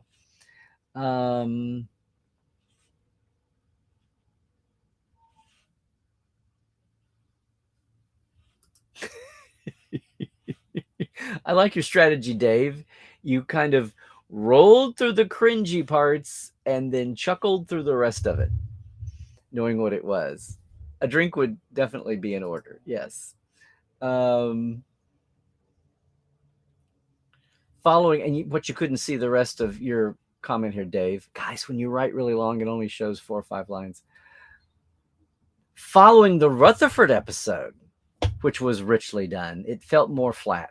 No redemptive moment for Peanut, that's for sure. Yeah. Which I guess is the joke. That's the trope. That's the invert the trope on its ear. Yes. Why can't I scroll? There we go. Mm-hmm. Mm-hmm. Yeah. Well, Tim, to each their own. And a lot of people agree with you, some not so much. But yeah, only in the old days it was 26 hours and you'd get 3 or 4 clunkers a season, which was the cost of doing TV that way. And not that Star Trek was alone, it was just harder on Star Trek. You couldn't just roll into another hospital or police station, right? Or mayor's office or whatever your thing was, whatever your format was. Just wait until you see the evil sentient life forms team up. That would be something. I've gone blank on Jeff Combs's evil computer, Agamus, right? If Peanut Hamper can provide the mobility for Agamus, look out. I love how they went back to the megalomaniac AI wall. That's amazing. But thank you, Doralta, for 200 episodes. Yes. It was worth it for Jeffrey Combs. I don't think he had credit at the end, did he? JG did. Oh, yes, he did. It was Jeffrey and JG being the what a recurring role for JG, the Drukmani captain of the week. Let's see. How are we doing our questions here? Yeah. Oh, here's the question. Yeah. For Lower Decks to only have one bad episode in the past 2 seasons is much better than Discovery and Picard.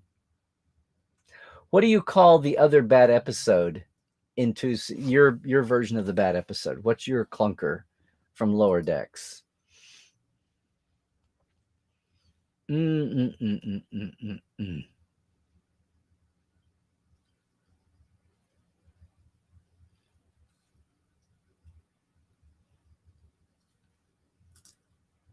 What are you saying here? Hey, Cairo, you love the insights we get in Trek Files, but that's no surprise for somebody who is in Portal 47. There you go. It's a different tangent, though, right?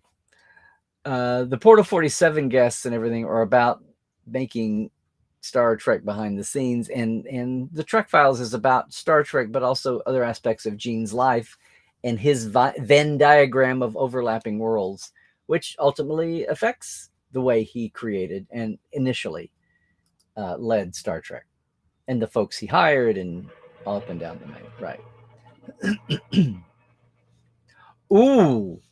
Ooh, Jerry, is this the line of the day? The Peanut Hamper episode is the threshold of Lower Decks? Ooh, well, I think there's been some revisionist thinking about threshold that if you just cut off the last 5 minutes, it's a great episode. It's a very good horror, spooky, landmark episode about Warp 10 and a great Tom Paris episode. And then we get the salamander babies. Okay. See, you're already thinking ahead, Christoph. Who releases the megalomaniac AIs? Who lets them out of the cages, right? Badgie?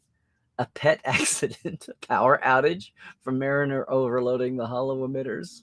Could be. Anne Marie, hi!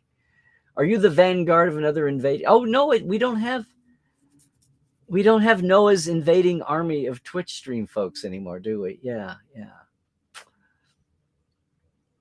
On a recent episode, you heard some people say it's their favorite and people who say it's their least favorite. It's apparently divisive. Well, what better episode to bring into 2022 than one that totally polarizes fandom? I just hate that the level of discourse has been civil. I mean, Peanut Hamper is not worth a few insults. I mean, Peanut Hamper is not worth dividing the fandom over. It's only a 23-minute animated episode. Yeah. What? Oh, this is your back on Outlander. Yes. Anne Marie Siegel is here. The room just got 300% happier. Yes, it did. Yes.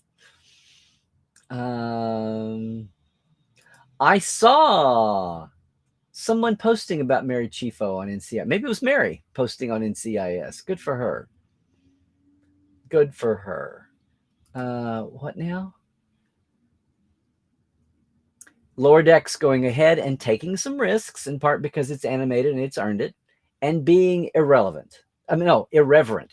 Big difference between irreverent and irrelevant. Yes. Letting the audience groan and squirm a bit in Lower Decks is better than the first season TG groan and squirm woman. Yeah. Yes.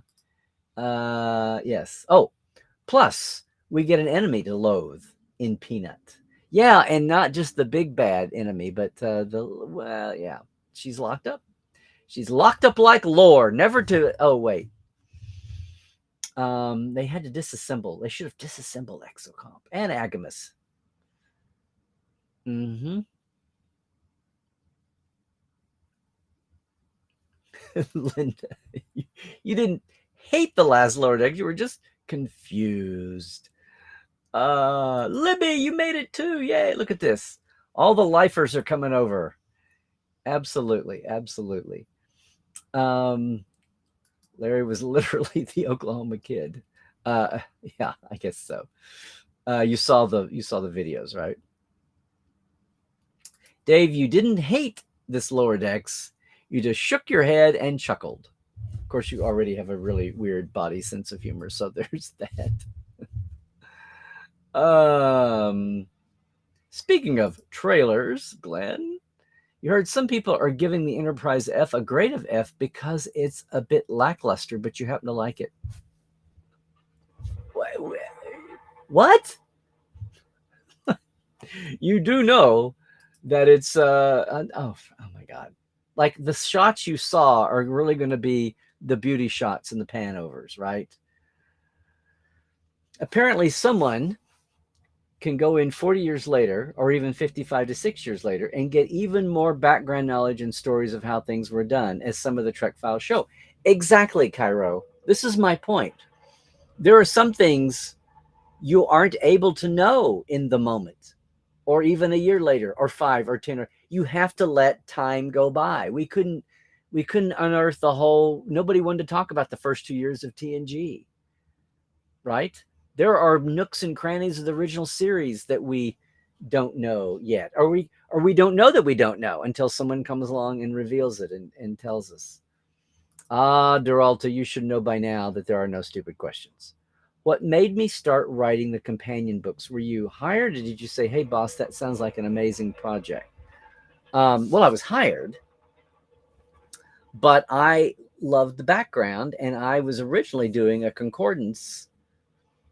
I love Bijo's concordance. I love the tech manual and the blueprints. And I love, well, it was a matter of loving, but if you were a Trek fan in the early days, that's all there was. And then we kind of quickly got people writing articles in the giant poster book. People wrote articles in Trek magazine and then the Best of Trek paperback recollections. I thought that everybody writing in those was kind of out in left field. And the collection of writers that was coalescing around Doug and Jeff in New York, and their writing took root in the giant poster book, and then their writing what came through in the medical reference, the way they were trying to wrangle the canon points that didn't know they needed to be canon points that merged, the way that flow was going, and the deeper look at getting canon points together and retconning and gap filling, all of that was my early training and the way what moved me. And then I would read what people were coming up with and hypothesizing and trying to retcon in other places and think, you guys should really get together, because we already know this can't be this way. Kirk is rounding off when he says 200 years to Colonel Fellini at the Omaha Air Base, et cetera, et cetera, et cetera. There's the big lines like Kirk talking to Khan when he's still half frozen and half asleep. the moment there are lots of other clues that are outweighing the one or two times that stick out in our brain that we go by. But when you list it out, when you compile it all, and you look at the totality of number, and you look at the way things were evolving, you don't worry so much about spa. You just try to tuck it away in history and see it being a throwback title reference.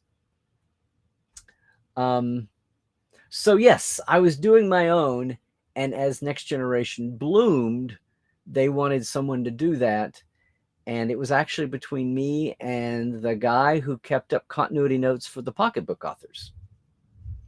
But I got the nod because everybody at the studio was using my encyclopedia, my concordances around the studio already. So there's a long story to that. Someday I'm going to put this down. I am going to have to do a book, I guess, because a long recorded audiobook would not be the way to lead it off.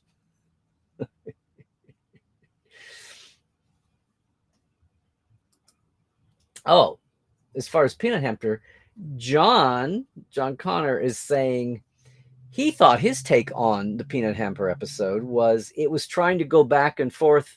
Is she going to be redeemed or not? And teasing with the audience. Or is she even worse than we thought? And it ends up in a place that she is worse than we thought. She's been dinged back and forth.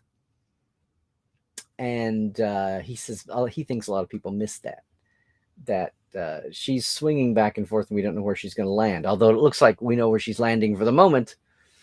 Yeah. Absolutely. Ryan, you just moved there. Ryan and Sirach in the Seventh Rule, and they're getting their big boy pants on. They had an episode with Armin and Nana about the huge return of Kira and Quark, as did, and I didn't see it at the time, but Mission Log had Armin on talking about the same kinds of things.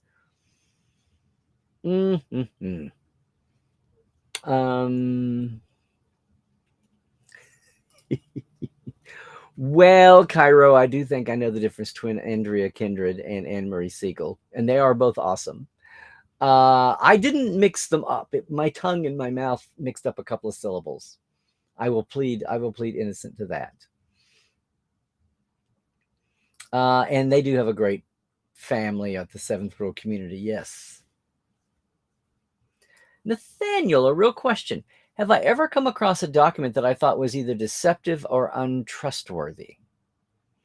If you mean while I'm at Roddenberry's HQ going through the files that we're pulling from, no, I mean, everything in there existed. Now, sometimes some things, there might be an update. There might be missing context to something, which is what I try to race around. I mean, there's times when we get Gene's reply to someone that we don't have the original letter, especially if it has nothing to do with Star Trek. If it comes from the outside, I would love to have the original letter that his reply is to.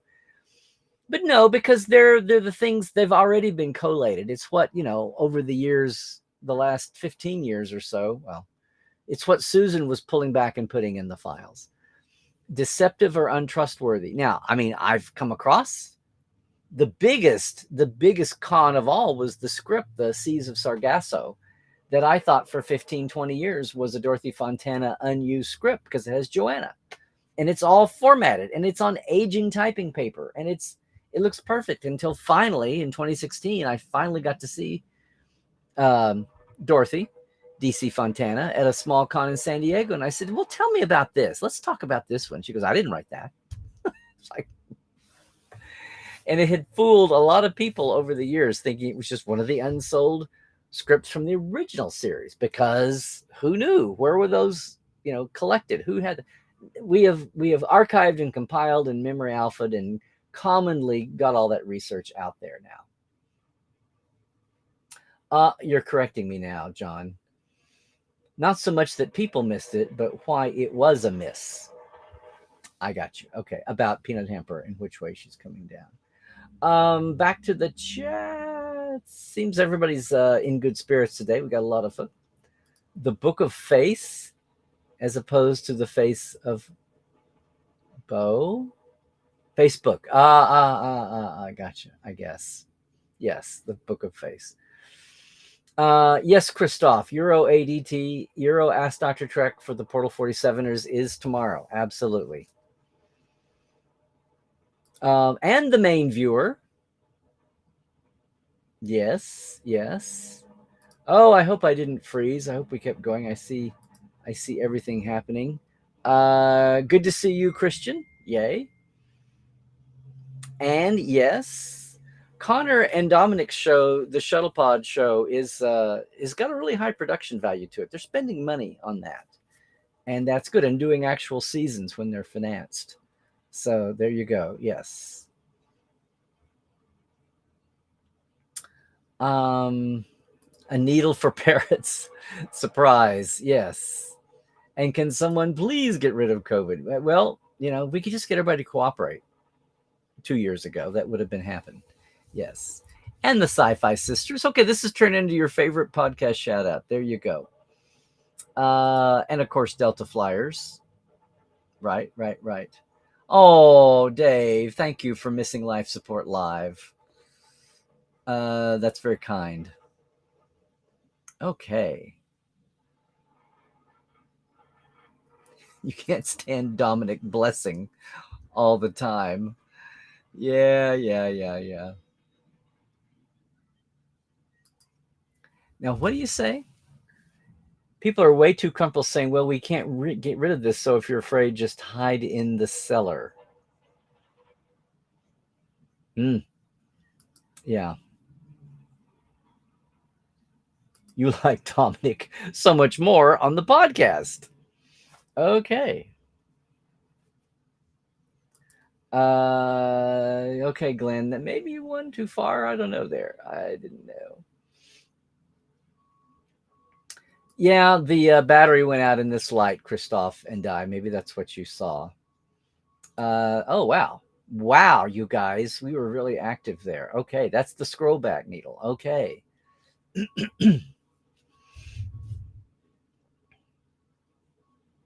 Yes, it's a dark mirror universe background. Exactly. It's 9 o'clock at night here. Not. Mm-hmm.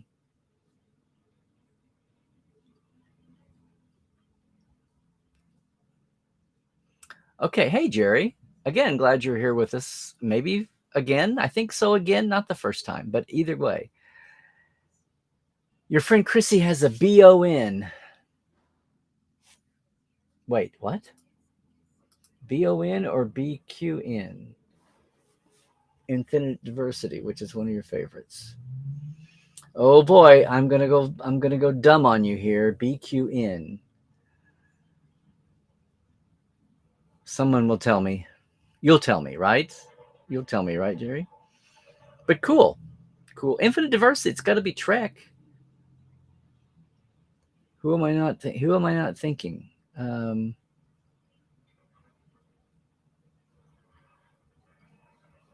And can't forget Virtual TrekCon, right? The sister show to the Seventh Rule. Right, right, right.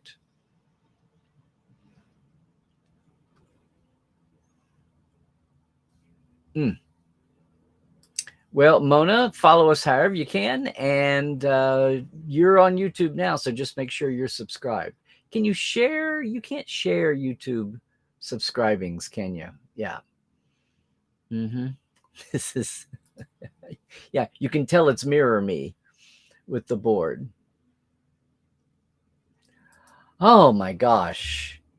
Let's say we're still doing Trek Files in 40 or 50 years. You mean when the Vulcans get here? The current run of shows hope to be, well, it depends on what's been revealed and answered. I don't know how long it's going to take us to get through the nitty gritty, for people to not take it personally, not see it as a reflection on the show or the network or the executives or any of the people involved. But oh my gosh, look how long it took. 20 years to dive back into the Chaos on the Bridge first 2 seasons of Next Generation. It took that long for Leonard Magelish's name to even be, well, a Trek household name anyway. Does everybody in the community here know, everybody in the chat know who Leonard Majlish was? I mean, there's not even a photo of him in Chaos on the Bridge. They had to do the cartoon, they had to do the caricature sketch or the cartoonish sketch face to match the comic style of the rest. Questions about the current run of shows I hope to be able to answer. Just every nook and cranny of writing and creative decision making. And the part that'll be the hardest to get to is that 2015 to 2017, 2018 era of Discovery that launched the whole thing. Somehow, some way. The biggest question to know, though, is how the hell am I still doing Trek Files in 50 years? Or a successor host. There we go. Oh, okay. See, yeah, you're figuring it out. I could be mirroring in my spare time. Yes. There's a gang. I have to dig into this. There was a licensed Trek musical in the 80s, maybe early 90s, in London. And I've talked to one of the actors who was in the cast, and he gave me the program and a couple of photos. We've got to dig. You know what? Thank you. We've got to dig that out and do a Trek Files on that, if not something more. It was licensed. It was a licensed, just like the staging of Spock's brain in Orange County in the fallow years, 2005 or so, or the fallow years were upon us. But there you go. A Trek music called Boldly Go. You can see it on YouTube. Yeah, with a chorus of Borg. Marina. Gosh, Marina, you've missed so much. It's been an interesting discussion today. Well, everybody getting your 4th jabs. Here in the States, we had 4, 2, and then 2 boosters if you were 2 originals. So Janet just got hers. I'm having to wait till the end of this month because they said wait 2 months if you've had COVID. So hopefully I'll get through the end of the month. Nothing public going on really, so yay. We'll see how that does. So again, do all the things, gang. You have a Prince Ali from Aladdin. Captain Pike, he's not a tyke. Captain Christopher Pike. Captain Pike, do do do do do do. Captain Pike, do do do do do do. Oh my God, I found that out just a couple minutes. Last time we recorded some Cadet Alice episodes, I found out about that one. Yeah, let's hope it's not Klingon opera. Is tyke a word? I bet somebody will tell. Yeah, tyke is an English word for for a toddler, a tyke. If somebody hasn't answered you already. Mm-hmm. Yes, I think this was the consensus opinion, and I think no one knows that better than the producers of Star Trek Day, and I'll be glad to see what corrections are made or what's done that had to be maybe sloughed off, maybe was impractical, maybe it was logistically impossible, that they will make a special effort to be able to do. It just looked like there was a lot of stage management flow. And the fact that it was live may have had something to do with it. The fact that they were maybe the guest wrangling, and I'm not blaming the guests. Maybe the guest wrangling, the green room was so far away, it just took a while to get people in and out. Mm-hmm. Yes, and I think we saw more potential last year, even with all the COVID restrictions still in place. Thank you, Melanie, for the shout out now, an hour into things. Hour and a half in, but that's good to know. Usually everybody blows up at the beginning and lets me know. I think once or twice I've actually done a restart.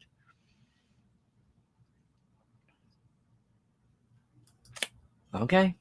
Well, maybe Tobias, maybe you just take your musicals in bites, and now maybe you can skip ahead, sit down, let a month or two go by, sit down and watch the middle 20 minutes.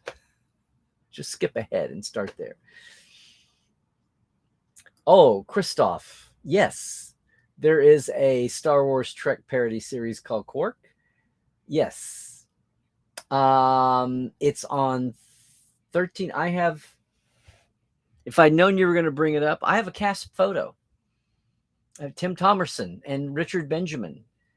Yes, and the Barnstable twins. And who am I missing? Mindy's dad, that actor from the first season of Mork and Mindy. Yes, and he would log star notes. They were a Galaxy Patrol ship, the United Galaxy Sanitation Patrol. Yes. May the Schwartz be with you. That was an episode. Yeah. Hey, it was 77. We were watching what we could. It was totally the wake of Star Wars. What can we rush out there and get going? I'm amazed that it was in 77. That means they turned it around and got the first episodes out in 4 or 5 months. It probably showed getting some sci-fi people, but they have to know sci-fi to be able to parody it and satirize it. All right. The Good Podcast. Amy Nelson doing Galaxy Class and All Good Things. I missed your first reference. Oh, Miss Amy's great. I remember the first time I met Miss Amy. She ran up to me and said, you're so awesome. What do you do and how can I do it too? Basically, at a Las Vegas club meetup that I was a guest at. That I guess is probably getting on up in years now because she's done so much since.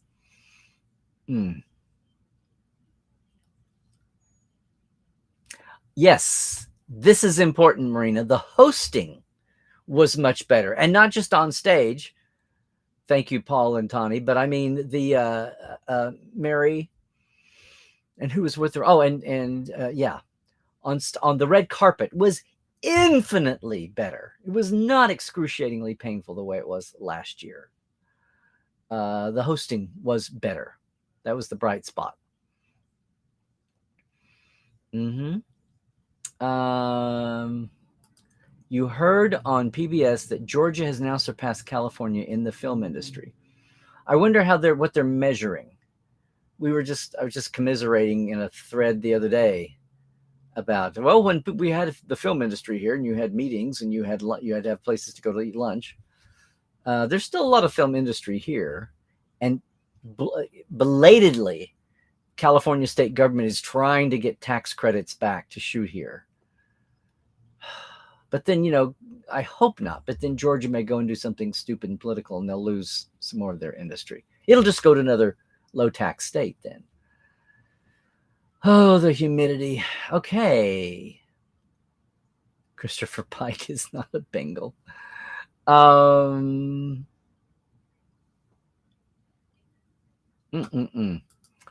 What's going on here, Mona? You're coming to us from Indiana. You're going to go see the Janeway statue and hopefully see Kate soon in Bloomington. It's about 2 hours south of me.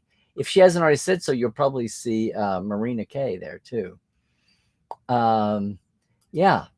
Tawny knocked it out of the park. And I loved how when they would be left hanging because of either a teleprompter fail or somebody not where they're supposed to be, they turned it into an asset and just made fun of live production.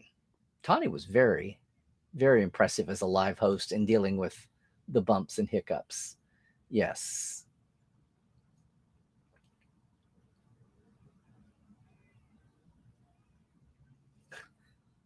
Susan, does this Star Trek musical star the fabulous Ferengis a cappella group, the Boogling Borg, and the Tap Dancing Trill? Yeah. Hey, Stingray, whose name still eludes me. Mark the second time that Trek had a different opening title besides Enterprise. That's what I was thinking. I could not think of another time besides Mirror Darkly. But Next Gen had one in season 5 for one episode. Why do you remember that and why they did it? Huh? What was the one-off opening title of Next Gen? What was it? I'm totally blanking. I mean, please share it. Off the top of my head, I didn't think of one because Rick was so, let's not do that. Your show had to be on the last legs and on the bubble before you got the permission to do that. You thought it was awesome to see the video of the fully live Trek Files episode done in Vegas. Oh, I thought it was awesome too. Thank you for saying that. Cairo. Having the other voices step up and do their thing made it look like it always would be done together and not cut later. Well, you know, Jessica recorded her intro once in 2018, and it's been the same recording ever since. That's probably the first time she said those words, unless she rehearsed a little, you know, off her pad. No, it was awesome. It was awesome. I would love to do. I've been wanting to do the Trek Files for years for live, and we were supposed to be live on stage. Maybe next year when we're back at the Rio and we have control of our stages for as long in the day as we need to, that we can do that.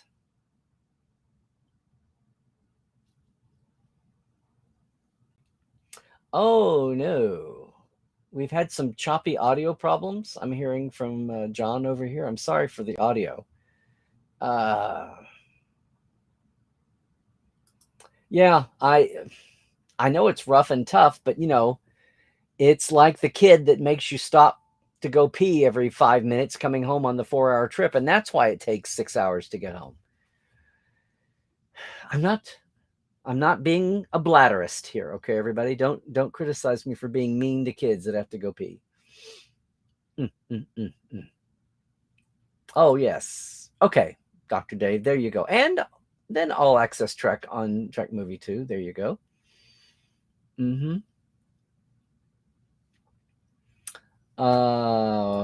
High praise. Tawny saved the show. And you know, I was streaming it too because I was in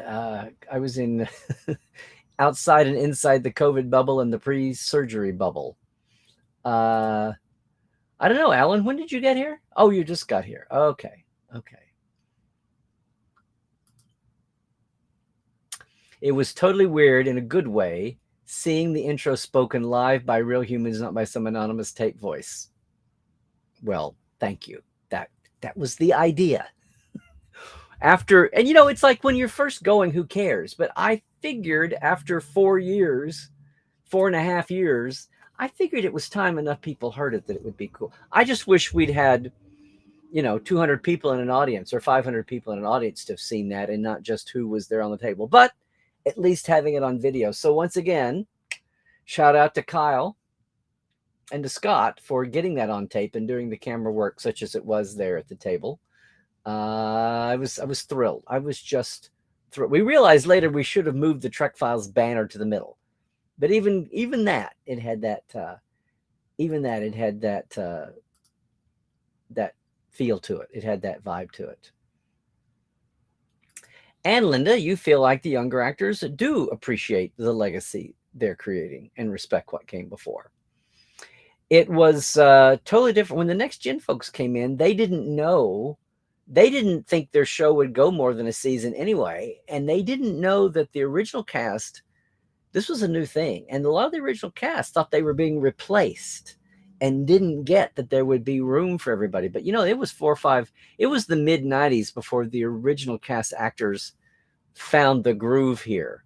By the time the factory started up, and you got Voyager and you got DS9, and people saw the way of the future, and even to the point where not everybody was even going to get a movie series the way TNG did, then everybody kind of started feeling like, and people saw the original cast as icons, no matter what their original billing was. It was that. What now? What was weird? What? Oh. But you, Christoph, you mean this in a good way, weird. You're talking about the live Trek Files? I mean, I hope we didn't scare anybody. It's real people. It's not robot machine voices. Oh no.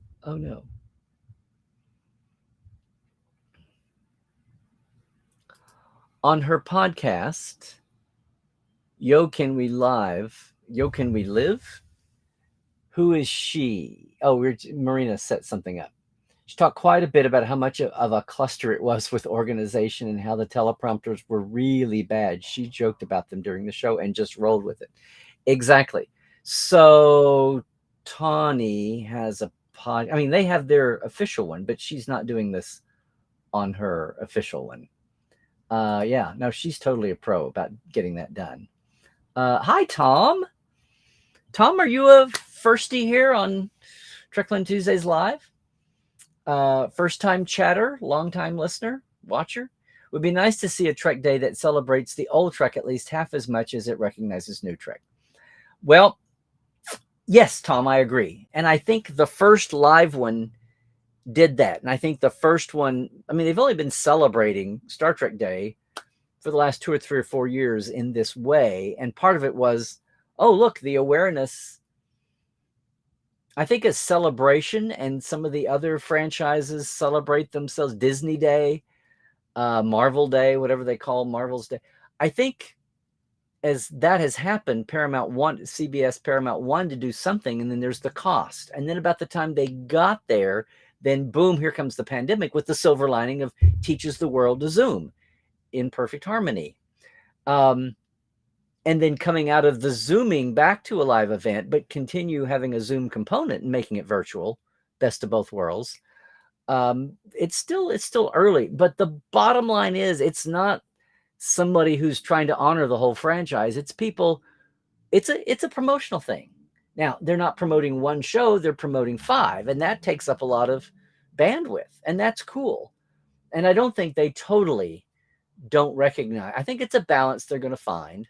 But right now, if they have 3 hours and they've got 5 shows to promote, that's going to happen. Now, they can use the red carpet to honor legacy people coming in. For a while, coming and going out of this season of Picard, you're going to have lots of legacy actors in there. And now you've got people voicing. You've got Nana and Armin and Ronnie Cox being Jellicoe. I mean, go down the line. You got Jeff voicing. Some actors probably weren't thrilled to be there. I think there were plans for more and bigger. Again, some of that you can include people on the red carpet. I think they ran out of time on the red carpet. But this was as much a unique experiment as last year was, because I think this would have been last year, except for the way they really had to cut down and still adapt for COVID. But the bottom line, as long as Trek Day is a studio event, their secret subversive primary purpose is going to be to put the current series front and center, and then do as much as they can for whatever reason. This year's included a very moving and well done, tribute to Nichelle. So there was that. And the cynic would say, well, she's dead. She's not out there. I want to see people talking. I mean, I get that. And I think last year's included more legacy folks. But, the list of legacy original folks is growing shorter. And you had everybody from Next Gen aboard, at least. See, you saved them for New York Comic-Con, maybe. Anyway, there's a lot going on there. So it's still very much a work in progress, I think. And I think those who produce are very aware of the shortcomings. And if that was a company hired to do the tech and do the teleprompter, et cetera, maybe we're looking at a new producing partner next year. I don't know. I'm just saying. I wouldn't be surprised if anyone's tracking credits of a non-existent credit roll. That could be.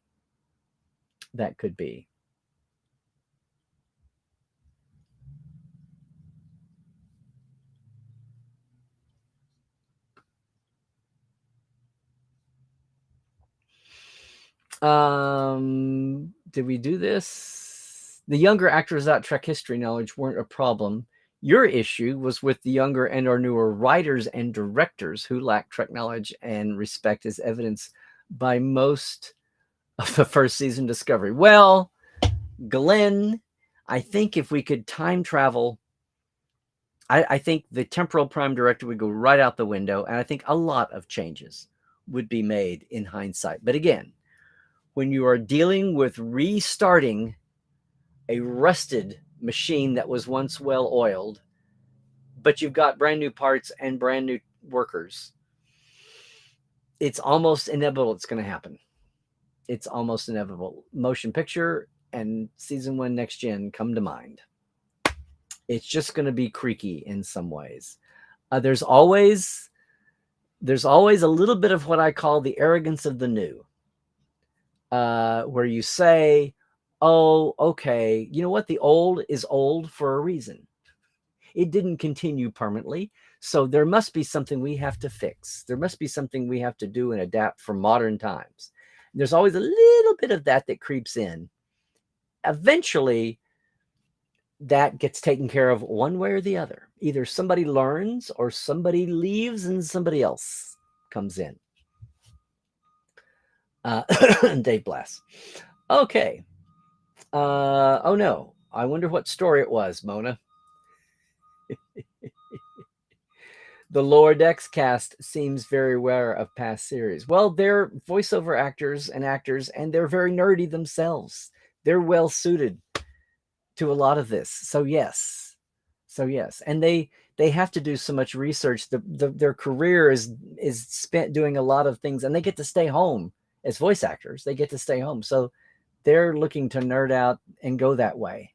That excitement, that intense. There's history is full of all kinds of people doing commercials and voiceovers where they want a celebrity type. They go get the celebrity, come in, and the celebrity can't nail it because it's not regular acting. It's voiceover. Everything is heightened. It's like radio work.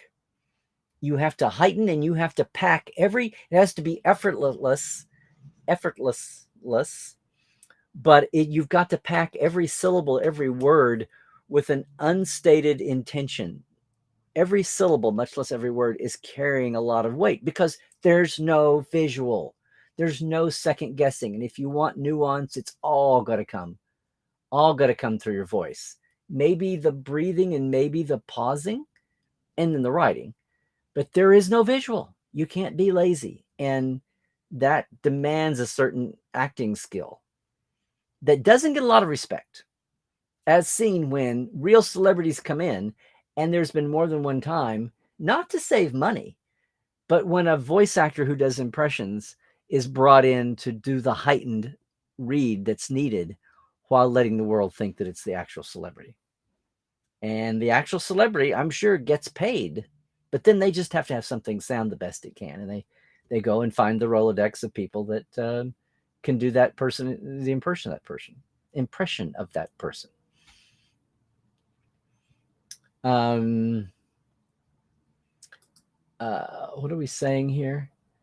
What'd you say, Linda? And Glenn? Same thing with other behind the scenes staff that didn't get respect, old Trek enough visuals and whatnot. Well, that's what some of us are trying to address. And it gets harder and harder with every passing year. That's why Andy Richardson, that's why Andrea Weaver, that's why Bob Butler, that's why Ralph Sinensky are so incredible to start with for right now, for our moment in time right now.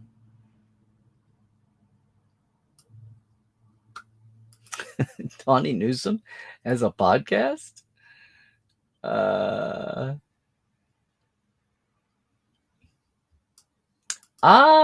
Cairo, at Vienna Comic-Con, you realized once more that the two best series for people to start getting into Trek nowadays are the two we can't legally watch: Strange New Worlds and Prodigy. Okay, well, hopefully that will take care of itself later this year, right? Later this year. But I agree with you. I think Strange New Worlds and Prodigy are.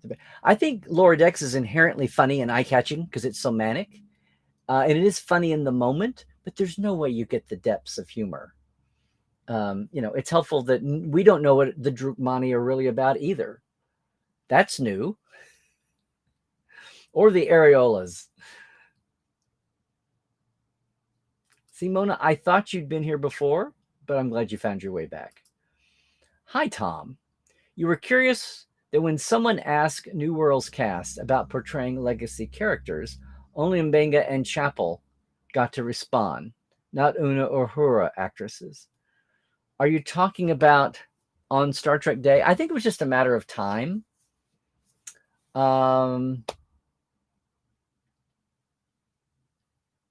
I think, Celia playing Uhura, I think they've both been interviewed many times elsewhere, including on the Star Trek, StarTrek.com and the Star Trek channels and things.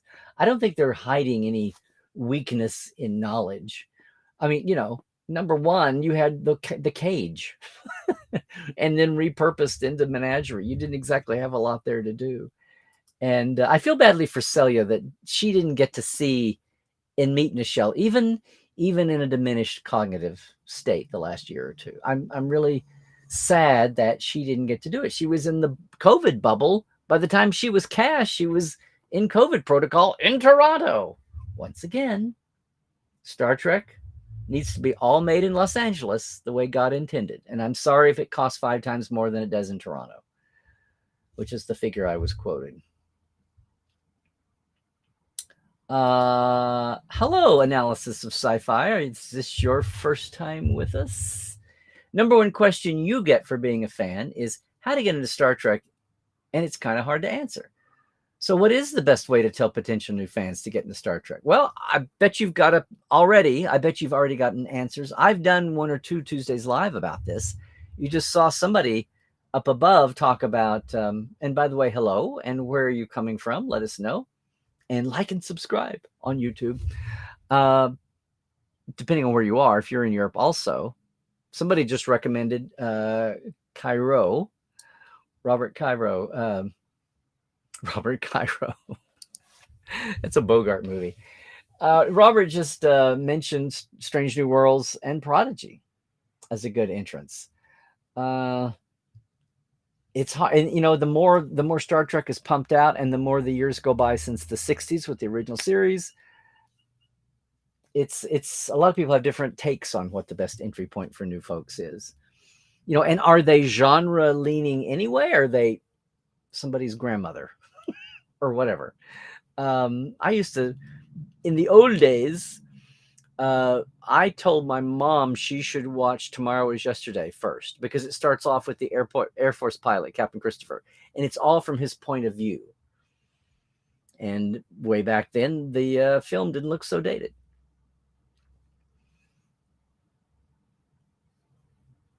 No apologies. Glad to have everybody back when you can make it back. I know. Analysis. Anne, if I may, better than the other one. I'm betting you're going to get some answers for folks here. If you've got, I don't know where you are, if you've got access to all the series, current and legacy series, that's a question. And hey, thank you, Hal Bruin. Thank you very much for 200 episodes of the Trek Files. We'll pass that along. And I'll tell John. And thank you for being a Patreon, too. Okay, Dave. She's on 4, technically. Here we go, talking about Tawny's podcast. Pod Directive, which is the official Star Trek one. Yo, is this racist? Yo, can we live? And Suboptimal Bundle, the last 3 part of Suboptimal Podcast Group, the last 2 behind a paywall. There you go. Hey. Okay, Christian. Peanut Hamper played against expectations, and you liked it. Plus, the ending holds possibilities for the future. Well, I think by the time you hear Jeff being Agamus again, that kind of brightens or darkened the whole episode, maybe. People might have forgotten some of the... I don't know. I thought it was fascinating to see them trying to make sense of it. Did you notice how much diversity there was? They weren't all just...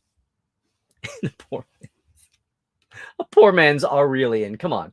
That's got to be a great line. That is a great line, okay? Wow, Mona. Okay, you've done your homework. You have binged every show in chronological order. Wow.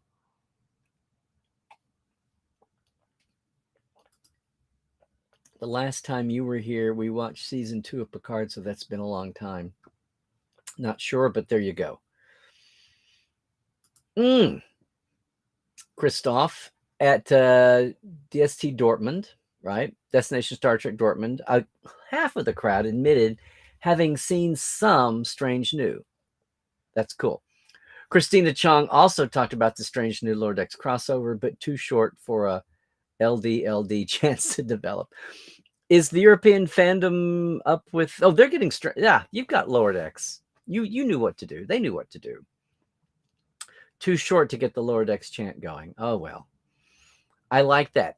So it was a smallish crowd to begin with. So the hardcores made it, and half of the hardcores were seeing Strange somehow. Well, that's the way it's always been. In the old days, all the Europeans had a good American friend that would send over the VHS tapes.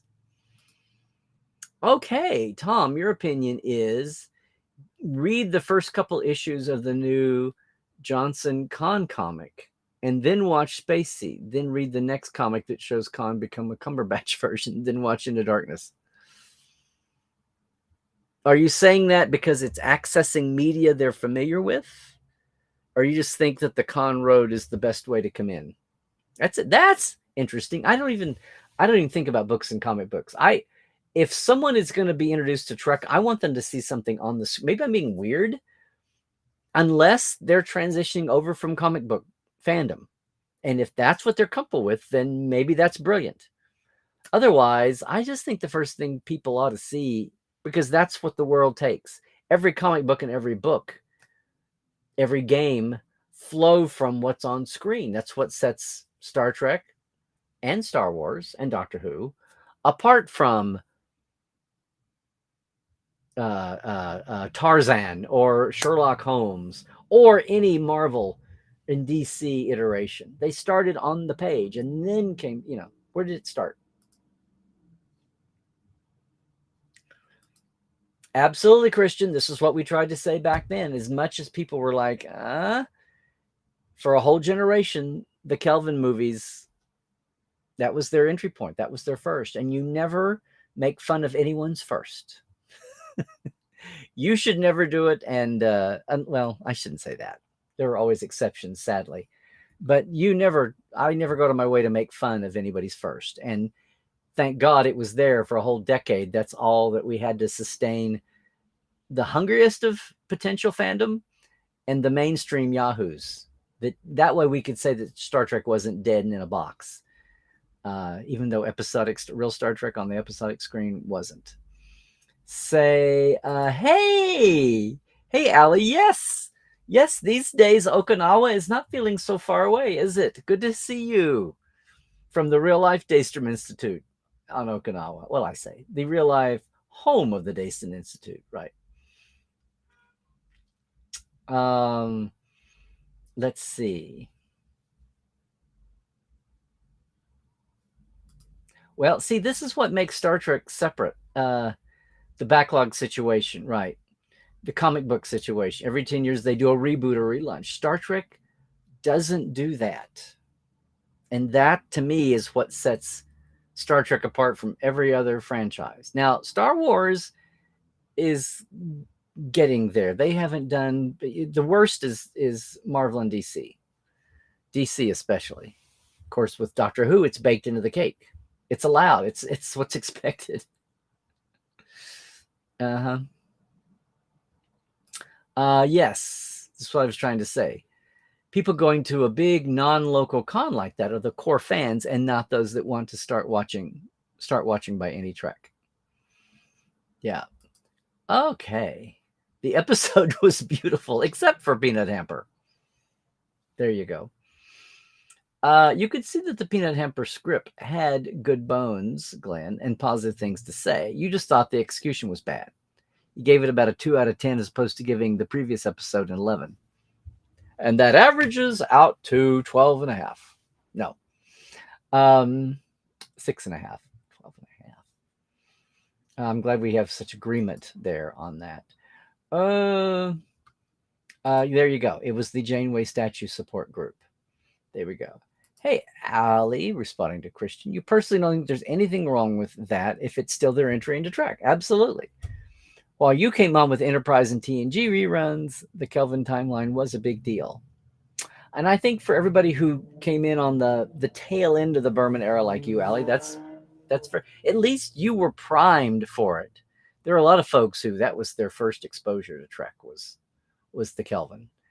And that's why I could not stand up and pontificate. It's just like all those TNG, those original series fans who railed about how Next Generation was blasphemy and you're trying to erase our favorite actors and what are you trying to reboot you go back now and it looks sad and scary and ridiculous at times, but that's where a lot of people were. And again, passion, when it gets to an extreme level, when it gets to be paranoia, when it gets to be anger, I think that's just out of fear. And, you shine a light on fear. Ignorance is fear, leads to fear. And how do you combat ignorance? You try to fill in the facts. You try to gap fill on that lack of facts hole. There you go. Yes, that's why I said earlier, Cairo, that may signal he may be trying to tell the world, I know I wanted to do 2 seasons together, but it was COVID and scary and travel and yada da. But maybe we can do one more. This was so much fun. Leonard Nimoy wanted to kill off Spock and not come back until he saw how good Wrath of Khan turned out, and he changed his mind. Minds have been known to change before. It happens. It happens. Mm-hmm.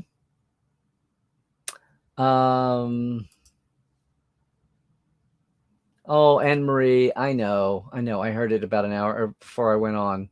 How can you focus on Trek now after losing Angela Lansbury? I know. And for all of you thinking of Murder, She Wrote and thinking of the Demon Barber of Fleet Street, thinking of all, Mrs. Cupp. What was her role? What was her role in the original Beauty and the Beast? Thinking of all of that, go back and watch The Manchurian Candidate. She is chilling. That's what I tweeted in that long list of credits. A good long life, well lived, well served, well acted. Yes, sadly, spoilers, everybody. Angela, she was a week away from turning 97. Yes, I noticed that too, Robert. They didn't change to the mountain. There's a mountain computer in there somewhere, or maybe it's stylized, but the CBS logo was still in the AI megalomaniac prison wall. Absolutely. How many computers are in that wall? How many potentially dead megalomaniac AIs are in that wall? That's hysterical. And is that in a starbase, or is that on the Cerritos? Surely it's on a starbase. And there you go. Watching the Murder, She Wrote marathon every day on Hallmark's channel, Hallmark's Movies and Mysteries channel. There. This morning, I don't know when Jessica Fletcher died, but just about 4 hours ago? 3 hours ago? That was awesome. The first thing they showed that had wings on their world were pigs, and I immediately thought, when pigs have wings. Right. A Groot tree. Yep. Wow, Mona. You hope Agimus destroys Peanut Hamper. I wasn't doing Jeff. I was just doing typical evil person. Ah, okay. Wow. Jim, your clunker episode is Crisis Point, right? The Rise of Invicta? I never say it right. Really? Wow. Okay. I think this is a sentiment well shared, Anne-Marie. Yes. Last week's was one of a lot of people's favorites, if not the favorite so far. Hi, Narda. I'm so sorry. Your device is discharging. We're not talking about like a pacemaker or anything, right? Okay. I'm just kidding. You are hale and hearty, Outback woman. Yes. What, are we having a drinking game set for the salamander babies? Did I trip on something there?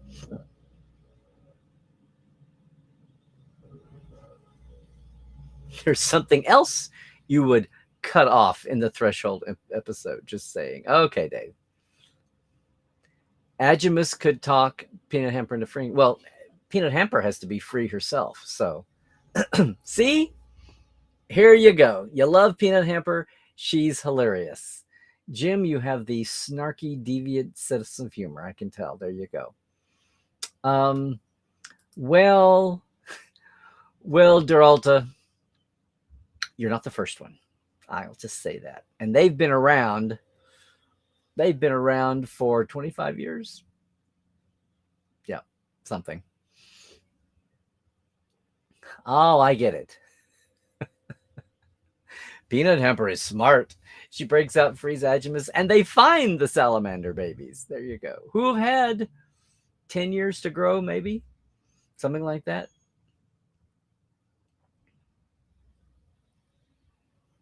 Hmm. Sci-fi Debris didn't like Crisis Point either. Well, well, well. Okay. Hey, Wolfgang. I think you've been with us before. Wow, all the Continentals are checking in. Yay! Yay! Yay! Yay! You know, we have European Ask Dr. Trek about this time of the day too. So just saying, a little earlier maybe. But thank you for joining us again. Yes. Well, hey, Christian, Lordex has been good about following up with dangling plots. Peanut Hamper. Conspiracy, well, its own dangling plots plus dangling plots from 50 years of Star Trek. Exactly. Oh, lore frees them all. But then what about the competition? Can you just see Agimus and lore having a ego off? Hello, Lucy. Oh, from Brazil. Is this your first time with us?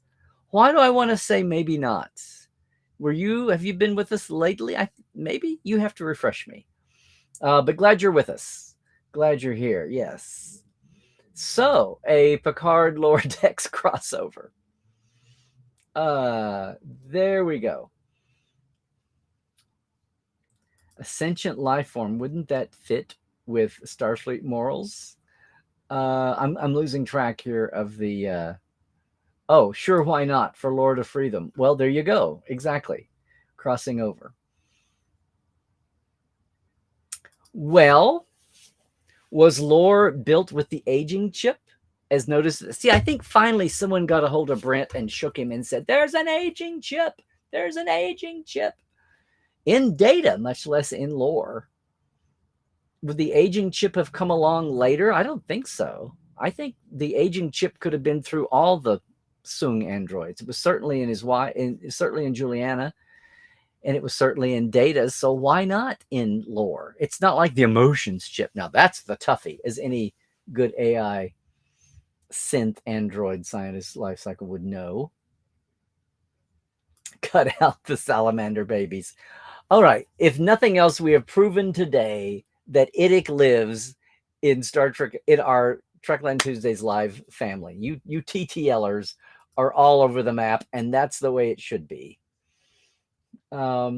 This is one thing I heard people saying. This is part of my second opinion coming. People say they, like, assuming that for some reason Starfleet put lore back together. What if lore was reassembled by other entities, other interests? Sorry, Christoph. Sorry, Christoph. I was not horrendous. I was earlier starting than I have in recent weeks today. We're trying to get there. So much has been going on. Maybe I pontificated. You're still here. Sleep may be overrated. Oh, you guys from around the world, you guys and gals. You would love to see, Linda, what David Gerald could do with a Lower Decks episode. Some of the original writers are still out there writing. Yeah. What would Dave Goodman do with a Lower Decks episode?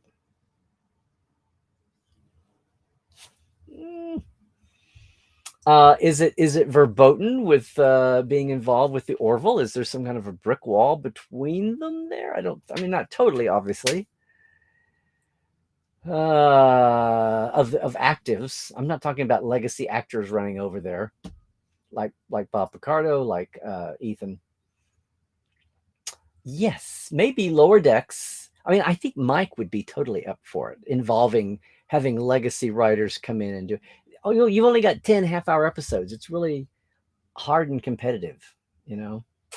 Write another book, Larry. Well, that would be about me, not about the objective, subjective Star Trek stuff. Yeah. Patrick in Next Gen Cast said he was open to do more Trek in the movie space again, even though this is billed as the Picard finale. Could you see Paramount doing 2 Trek movie timelines then, just JJ Trek? Well, who's going to say there's still life in the JJ movie? I don't. The longer it goes, I you know,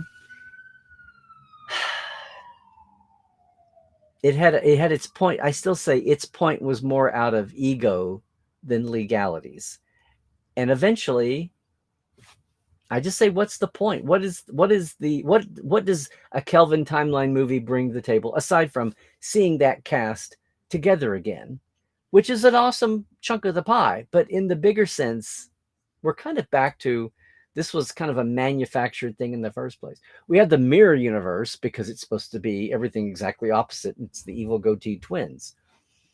But other than that, we don't, we put all our eggs in the Prime Universe basket for storytelling. So anyway, good question, Stingray. I don't know. I will sound like I'm against people's first treks, but I don't care.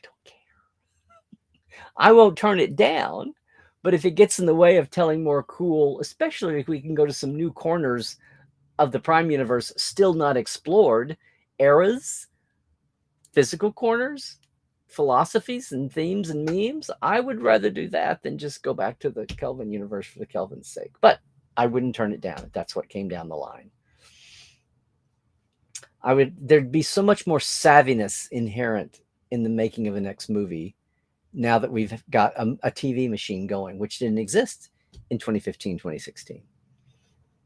I'd be curious to see if we were back to the days when there's a Star Trek warehouse and some of the pieces, but they're stored in Toronto. They wouldn't be helpful unless they shot the movie in Toronto. That wouldn't be a help the way the old days were. And Herman was just the king of the I know where the spare parts are. Here's how we'll get as much out of our budget as we can.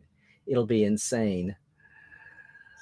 Oh, that's cool. Linda, you wore your Chat Pack shirt to your doctor and you want to know all about it. That's cool. Oh, what was my first Star Trek prose book that I bought? Oh, wow. Well, I was an anomaly. To this day, I never bought a James Blish. I never bought an Alan Dean Foster logbook. I did check out the Alan Dean Foster logbooks of the animated from the library. I did read them. I've only gone to the James Blish books when I needed to research a weird thing that was different than the aired script because it was an early script. But I did. You know what? I know what it was. There were some Bantam novels. I'm going to say Planet of Judgment. Joe Haldeman wrote a book, and there were 2 that I bought at the same. I didn't read Spock Must Die, and I never read the Whitman book, The Mission to Horatius, young adult book. Horatius, Planet of Judgment, and one other one, and I bought them at the same time, and I was like, okay. And I remember thinking all the way through, well, that seems weird. That seems odd. That seemed, it was things that didn't quite zing. And Joe Haldeman was they went to sci-fi writers to write them, not necessarily Star Trek people, because the stable hadn't been evolved yet. But then I bought and read every book with the relaunch from motion picture forward. I thought Covenant of the Crown was awesome, Howie's book, because it felt to me just like an original series. It felt like a Dorothy Fontana original series episode. It felt like another version of Friday's Child in a different place. It had that feel.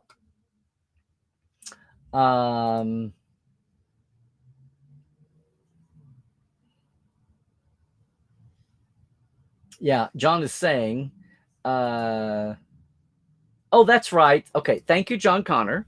The AI megalomaniac wall is at Daystrom. Thank you. Look out, Allie. Thank you for reminding me that, because it's down there on the plaque.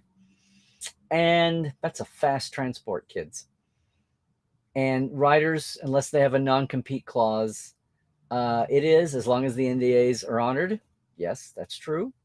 And Doug Drexler worked on Orville and Picard, after all. That's true. It was an accidental thing. No one saw the Picard thing coming until Dave Blass opened that up, and it was special projects. of one length or another. So yes, we'll clarify all of that. I'm thinking more in the realm of writers because that's more of a sustained. You got to interact and intellectual property. Not so much, art is not that that's the way it ought to be, but art seems to be you do it. It's a product. It's content. It's a dog food in a can. I'm not denigrating. I'm just saying that's the way it can be looked at by those who are running shows who are not artists, and most of them are not. So there you go. I think I got you a question answered. I think it's Planet of Judgment by Joe Haldeman.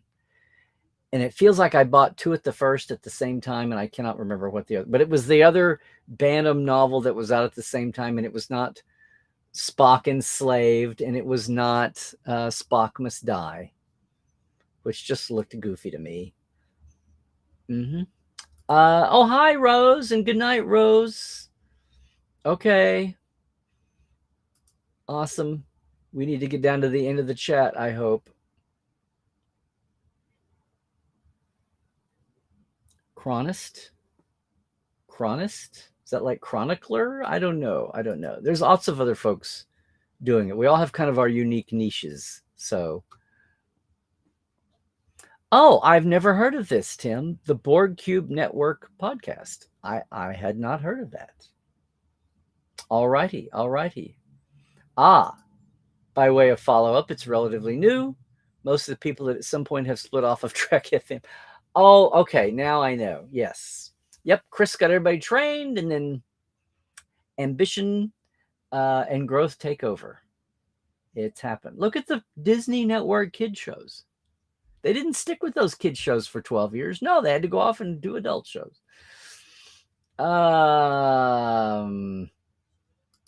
Yes, the Enterprise F was originally designed by a fan of STO back in 2011. It's now been rebuilt as a 3D model by Thomas, and the Picard visual effects team have used the new series. That's pretty. I know. I was mad at Thomas because I don't, or maybe he did and I forgot, and then I'm mad at me. But you know what? These things all come out in the wash anyway. People get so bent out of shape about the secrets and spoilers, but in the 50-year view of things, that's a minuscule, very, very small amount.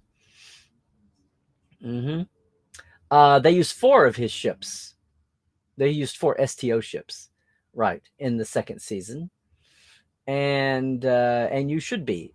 The tail end of your comment that didn't work, Susan, didn't show up here, but you should be a big fan of Thomas's work. And I remember when he was baby Thomas. I was there. We got him introduced to Mike Okuda on the floor at Vegas for the first time. I have a picture of that. Yes. 3 words that will always go together. Jeans, lawyer, ugh. Oh, see, he totally dirties up the name Leonard. You can't say Leonard because now you're thinking you're talking. You have to say Majlish, which is a great gunky lawyer name, I would say. Mm-hmm. Formerly known as the United Federation of Podcasts. I wonder why they changed. I have not heard or talked to them much. Okay.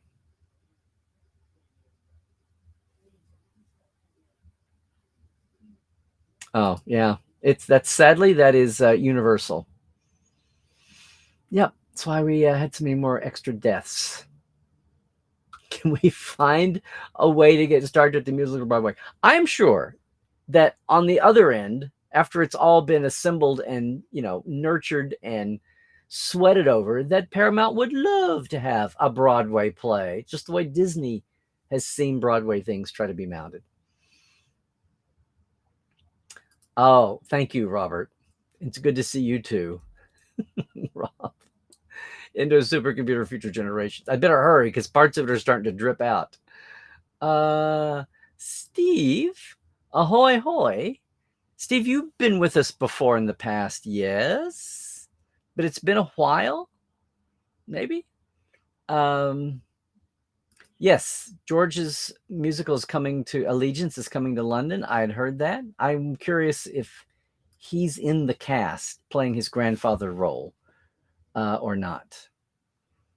Oh, yes. One of the last issues of Communicator, I did an interview with the cast and crew. It was hysterical. It was down. They even had all the music. It was licensed, and Paula approved it. And one of the last things she did before everything blew up, and they had all the sound cues, because you only have to do is the bridge, and then you have one little shadow scene, and then you have caves and planet surface, and then you have the Emorg's little meeting room. Anyway, it was wacky. It was wonderful. The cast was incredible. Andy Bray was Chekhov in that. It was incredible. They even left in the wrong star date that George Takei says in the show. It's like a 5-digit star date, a 6-digit star date.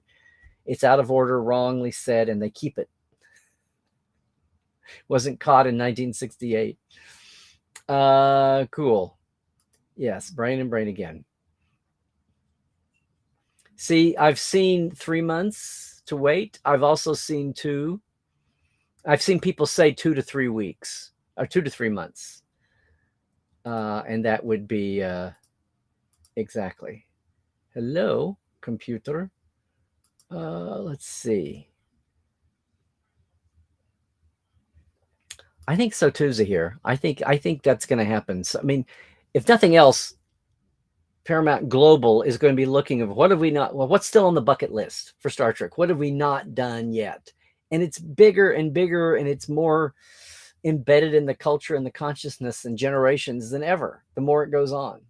And now you've got current shows, whereas 10, 15 years ago, you didn't. And it would have all had a legacy old vibe, if you could even have talked the money people into saying, yes, it's hot and fresh and new. And so people don't like legacy nostalgia stuff, unless it was their nostalgia.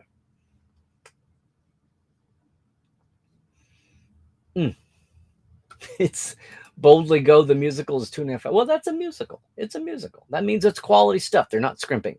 They've got a full score and book in there. Why, of course, Duralta. Of course, you've written a Star Trek Aladdin NCIS Doctor Who fanfic. Of course you have. And I'm not doubting either.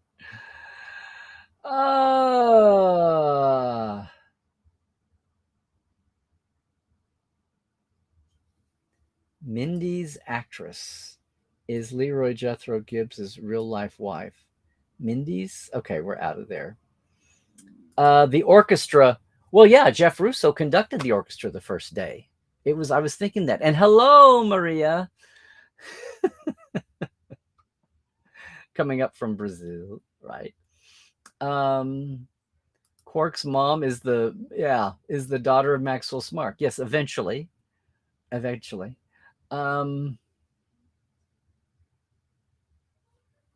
Yeah, and I think the DJ who is on his Stephen Colbert's DJ on his band, I think he was handed a bum deal. I think he got caught holding the bag for an awful lot of production gaffes.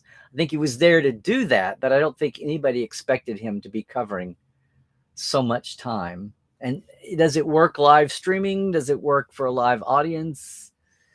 But I felt sorry for him, because he got caught. You could tell there were times when he was just, if we have a dead spot, throw to him. I think they didn't mean to be doing it nearly that many times. Well, Planet 6, Stage 16 has a lot of old caves in it too, actually. Oh yeah, Geordi had a beard when he got married, and he really wanted Rick to let him keep the beard as Geordi, but he wouldn't. So he only has the beard. Actually, it's in 2 episodes. He grew it to have it for his wedding, and there you go. It's the women that got pregnant and Geordi when he got married. You can tell. You can track that. A bladderist. Okay, well, does it make sense? I mean, come on. You're prejudiced against people that have to stop every 10 minutes and go take a pee when you're driving.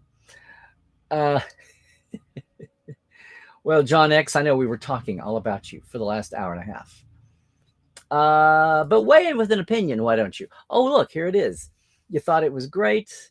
Cool teaser for Discovery, surprise from Prodigy, and of course, Mayor of Picard. And I will say, for those of you in Portal 47, Marina shared with us months ago, and then once again, her conversation with Ronnie Cox at a con, where he inadvertently said he was coming back to Star Trek as Jellicoe. And then she said, "Are you supposed to be saying this to people?" And he's like, "Oh, probably not." Maybe Marina's jumped in here to say it herself. But yeah, there we go. It was definitely a bigger deal than it was. Probably the best Star Trek New York Comic Con ever, and I know live is different than the virtuals, so definitely a bigger deal than last year.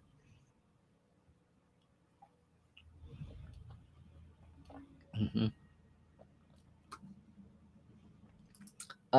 Cool. Glad you enjoyed it. Lots of heartfelt Picard panel discussion. Yes, all the panels are up online. Yes, they are. What are you predicting here, Cairo? Don't expect the official events of the current Paramount do too much with old Trek. They want to promote the new stuff. That's the purpose. Yeah. Events like Creations Con in Vegas will separate the old stuff, which is why they will, along with new. Yeah. And I think there'll still be some legacy aspects to the mission cons too, but that's as much about Reed Pop's philosophy and whoever is hired this year. They've had a really large turnover at the company. I don't think it's so much that they're a horrible company to work for. I think it's just the nature of the beast right now, in the nature of that industry and a lot of other industries, that there's just a lot of turnover happening. The ripples of disruption from the pandemic are still out there, about pay, about expectations of working, and employers and workers, and unions are booming, and yeah, all of that. Hello, Ed. Am I reading that right? Yes. Hey, Ed, are you new with us this week, or have you been before? I'm glad to see you, and please subscribe since you're coming over from YouTube. That'd be awesome. And you are part of a growing club here. Oops, sorry. The host for Star Trek Day did do a great job, and seems like whoever was running the teleprompter dropped the ball. I think that and a few other aspects too. I think there was more going on than just the drop teleprompter. Um, well, when they are there and she's not carrying around a clipboard script, I mean, I think it was a complicated show. It was a 3-hour show with chunks for the red carpet and in and out. Yes, but they had over 2/3 of that 3 hours, and I hope if she does it again that she gets a raise, because for what it was worth, they held it to going. And yeah, I thought that's more her wheelhouse than Paul Tompkins. Funny guy, great voice actor.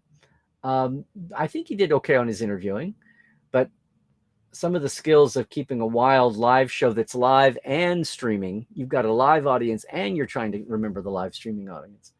And some of the tech is aimed at the live streaming audience.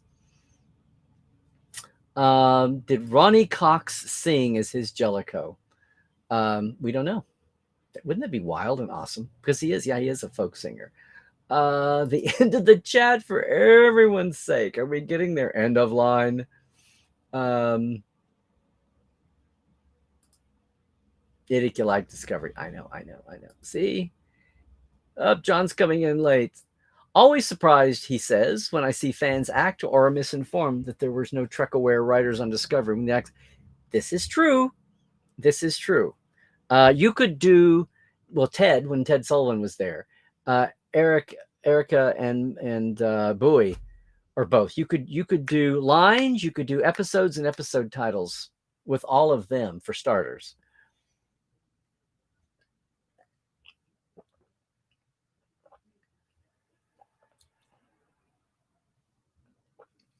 A franchise that failed after the last generation of production. Need I name the writers at this point? Well, I kind of did, but there you go. Sean Cochran, too, I should say, who has just very quietly been there the whole time. It's the end of the chat as we know it. It wasn't about, see, once again, the writers. It's like so much. It's like, how does it filter up? What's the chaos and what's the yeah? It's not sometimes the folks whose names are on, who's look like they ought to be the first line. It's just like what happens with the artists. Somebody else makes the final decisions.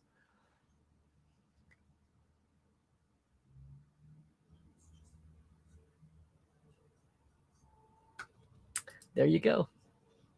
Yeah. The Let's Fly still makes me shudder a little. I know. Oh, look at all the YouTubers up here. Everybody reacting. Mona, start watching chronologically. Okay.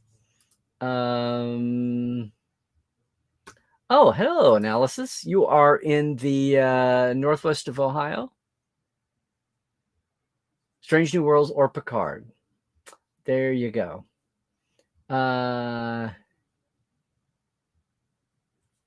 Yes, and it's worth it to have. Just don't expect to see the movies on there for now. Well, it's not so late to do a Prodigy crossover. You could always have the characters. I mean, Gates did the holographic TNG era for the not Amok Time, for Kobayashi.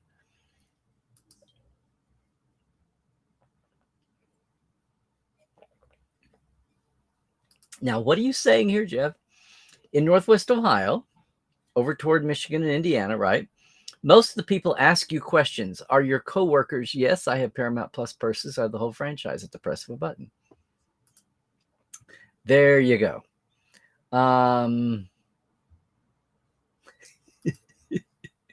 If someone's first is Stid, you respect them for being a fan. Despite, oh my God, you had to be tough fans to survive that one. Yep.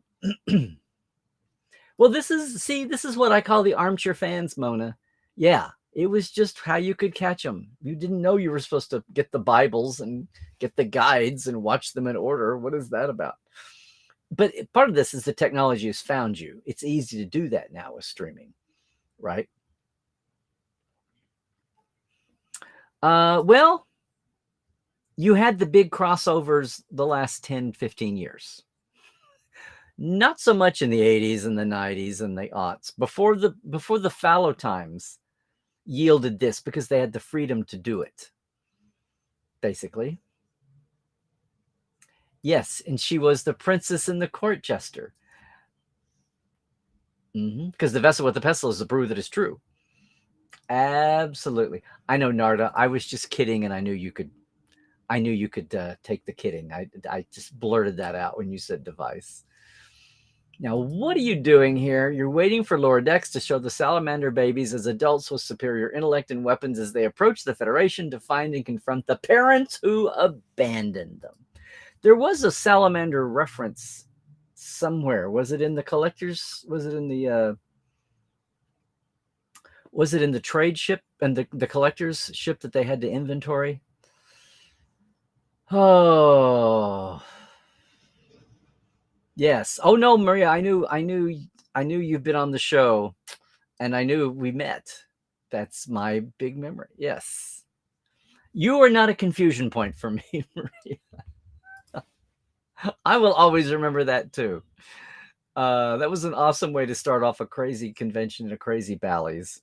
We had no idea what we were doing half the weekend, but we got through it. Didn't Data shoot Lore right in the artificial heart? It's just machines. The heart's the easiest thing. If his positronic brain survived, come on. We have the technology. We can rebuild him. A Lower Decks Orville crossover. Okay. Well, I'm glad to be agreed with. Whatever it was.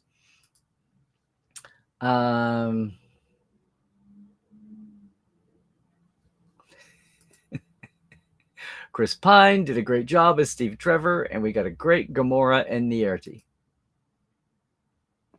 Or whatever. But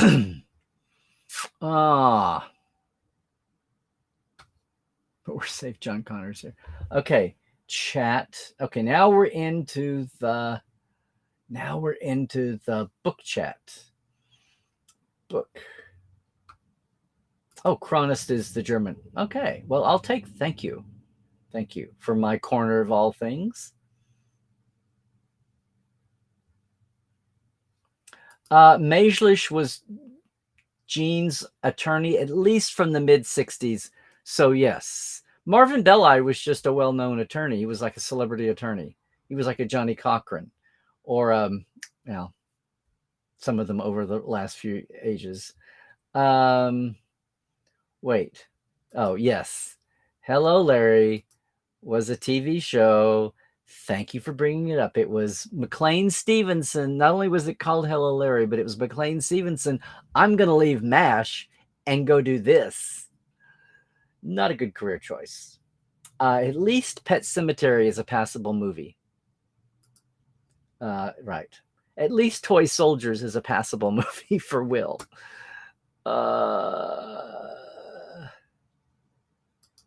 That meant the woman who played Mindy on Mork and Mindy is the wife of the man who played Jeff. Oh. Okay. Yes. Oh my gosh. Am I familiar with the storyline, Melanie, that a director on TOS told an actor to press that button and the actor panicked and said, no, it'll blow up the ship? Yes, I think George did that at the helm, and I think Jimmy disagreed with a director about the way to beam, that the beaming levers always went a certain way and you hit something first. And they thought they were crazy. And then there was the argument about in Turnabout Intruder, as they were just trying to get out the door, the argument about the Kirk makes an exit out of the briefing room, and they tried to argue with the director that there's only one door to the briefing room. And it was, but he's like, no, I want Kirk to walk off this way. And they did, and they got the Dead Show got tons of mail for it. People that griped. There were only 79 hours, guys. But yes, that was definitely a story more than once. It was George and it was Jimmy, at least for a couple. Reed Pop takes forever to announce the guests. Yeah, they think that the thing is that you're going, not that you really care who the guests are. That's part of the corporate whatever. I have been great, but now I'm out of sync. Oh no, I hope not. We're coming down to the end.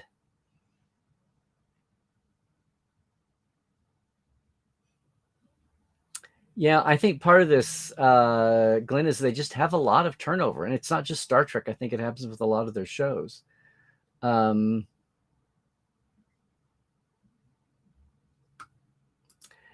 they were not sweets and gummy. They were always hardcore. They just got called that as a nickname. They were always like hard marbles and hard poured acrylics with lights. Get to the end of the chat. Well, Cairo, your devotion is amazing. What about the needs of me? Gonna call you Cairo Hamper. Okay. Chris and Christoph needs sleep. Yes. Okay. I'm glad that I've like ruined so many people's lives today. You guys, we didn't have it's just in the air this week. What is this?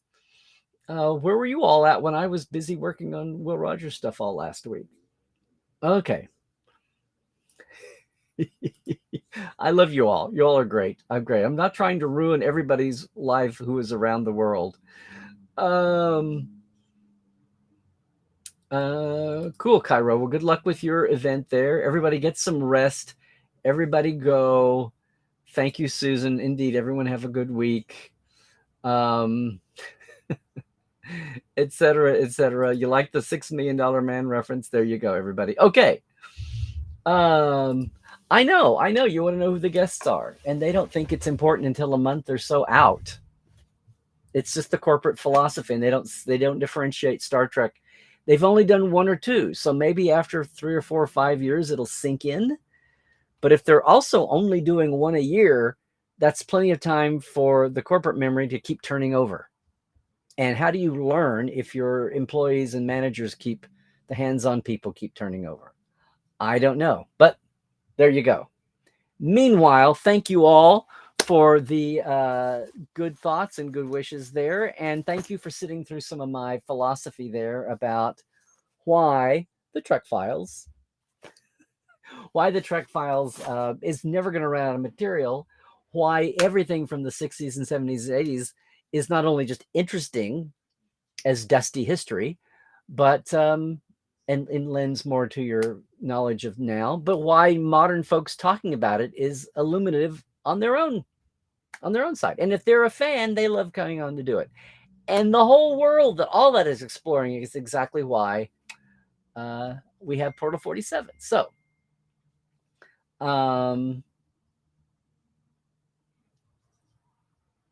I'm just looking. Let me look at John's special text thing here as I wrap up now. It's also, John had a good point there. It's also, their philosophy is inevitably some folks are going to cancel, and they don't like having to post cancellation notices, which is inevitable because you're dealing with people who are actively working and are not retired or are not in demand. So that's kind of the price you pay. It's also what's driving me crazy on my choices for open house right now. So for Portal 47. So stay tuned with that. Thanks everybody for joining us. Thanks for helping celebrate the Trek Files 200. Thanks for, once again, everybody, all of our Patreons. Boom. Once again, everybody, it's $5, $10, patreon.com/Trekland Live. And let's clear the screen. Thanks everybody for joining us. We will have news about the open house coming shortly. Everything else that's happening with everything Trekland. Thank you all so much for being here every Tuesday. Thanks so many of you for being Trekophiles. Please like and subscribe to YouTube, and yeah, Instagram when you can. There's a lot of fun stuff on the Instagram too. We're doing a lot more. Again, thank you, Scott, and thank you, Kyle, for ginning up the YouTube channel and diversifying that. I got to go off now and have something to say about New York Comic Con, a little more detailed in our inimitable Trekland way. But most of all, thanks so much for all of you being here with us. Yes. Go like and subscribe to YouTube. Have I said that 5 times? I've said that 5 times. And you know what? If all of this intrigues you, go take a look. Go take a look at portal47.net and jump in with us every month. It is like a mini con all year long, no matter where your center seat is. And at LarryNemechek.com, get on my list. I have not done a newsletter in forever, but we're about to get back there because it's coming up to the open house time. And we have these wonderful day tours coming for the cruisers in February. And if you're ready for it, a 10-day Los Angeles and San Francisco location tour with Geek Nation Tours, Terrace Cassidy and myself. Can't wait to be talking to you, be listening. We're going to be talking about that on, speaking of podcasts, a lot of other podcasts around. So before I lose one more light here, we're going to say, stay healthy, do all the things, stay woke, check the sources, guys, for goodness sake. And yeah, trek well, everybody.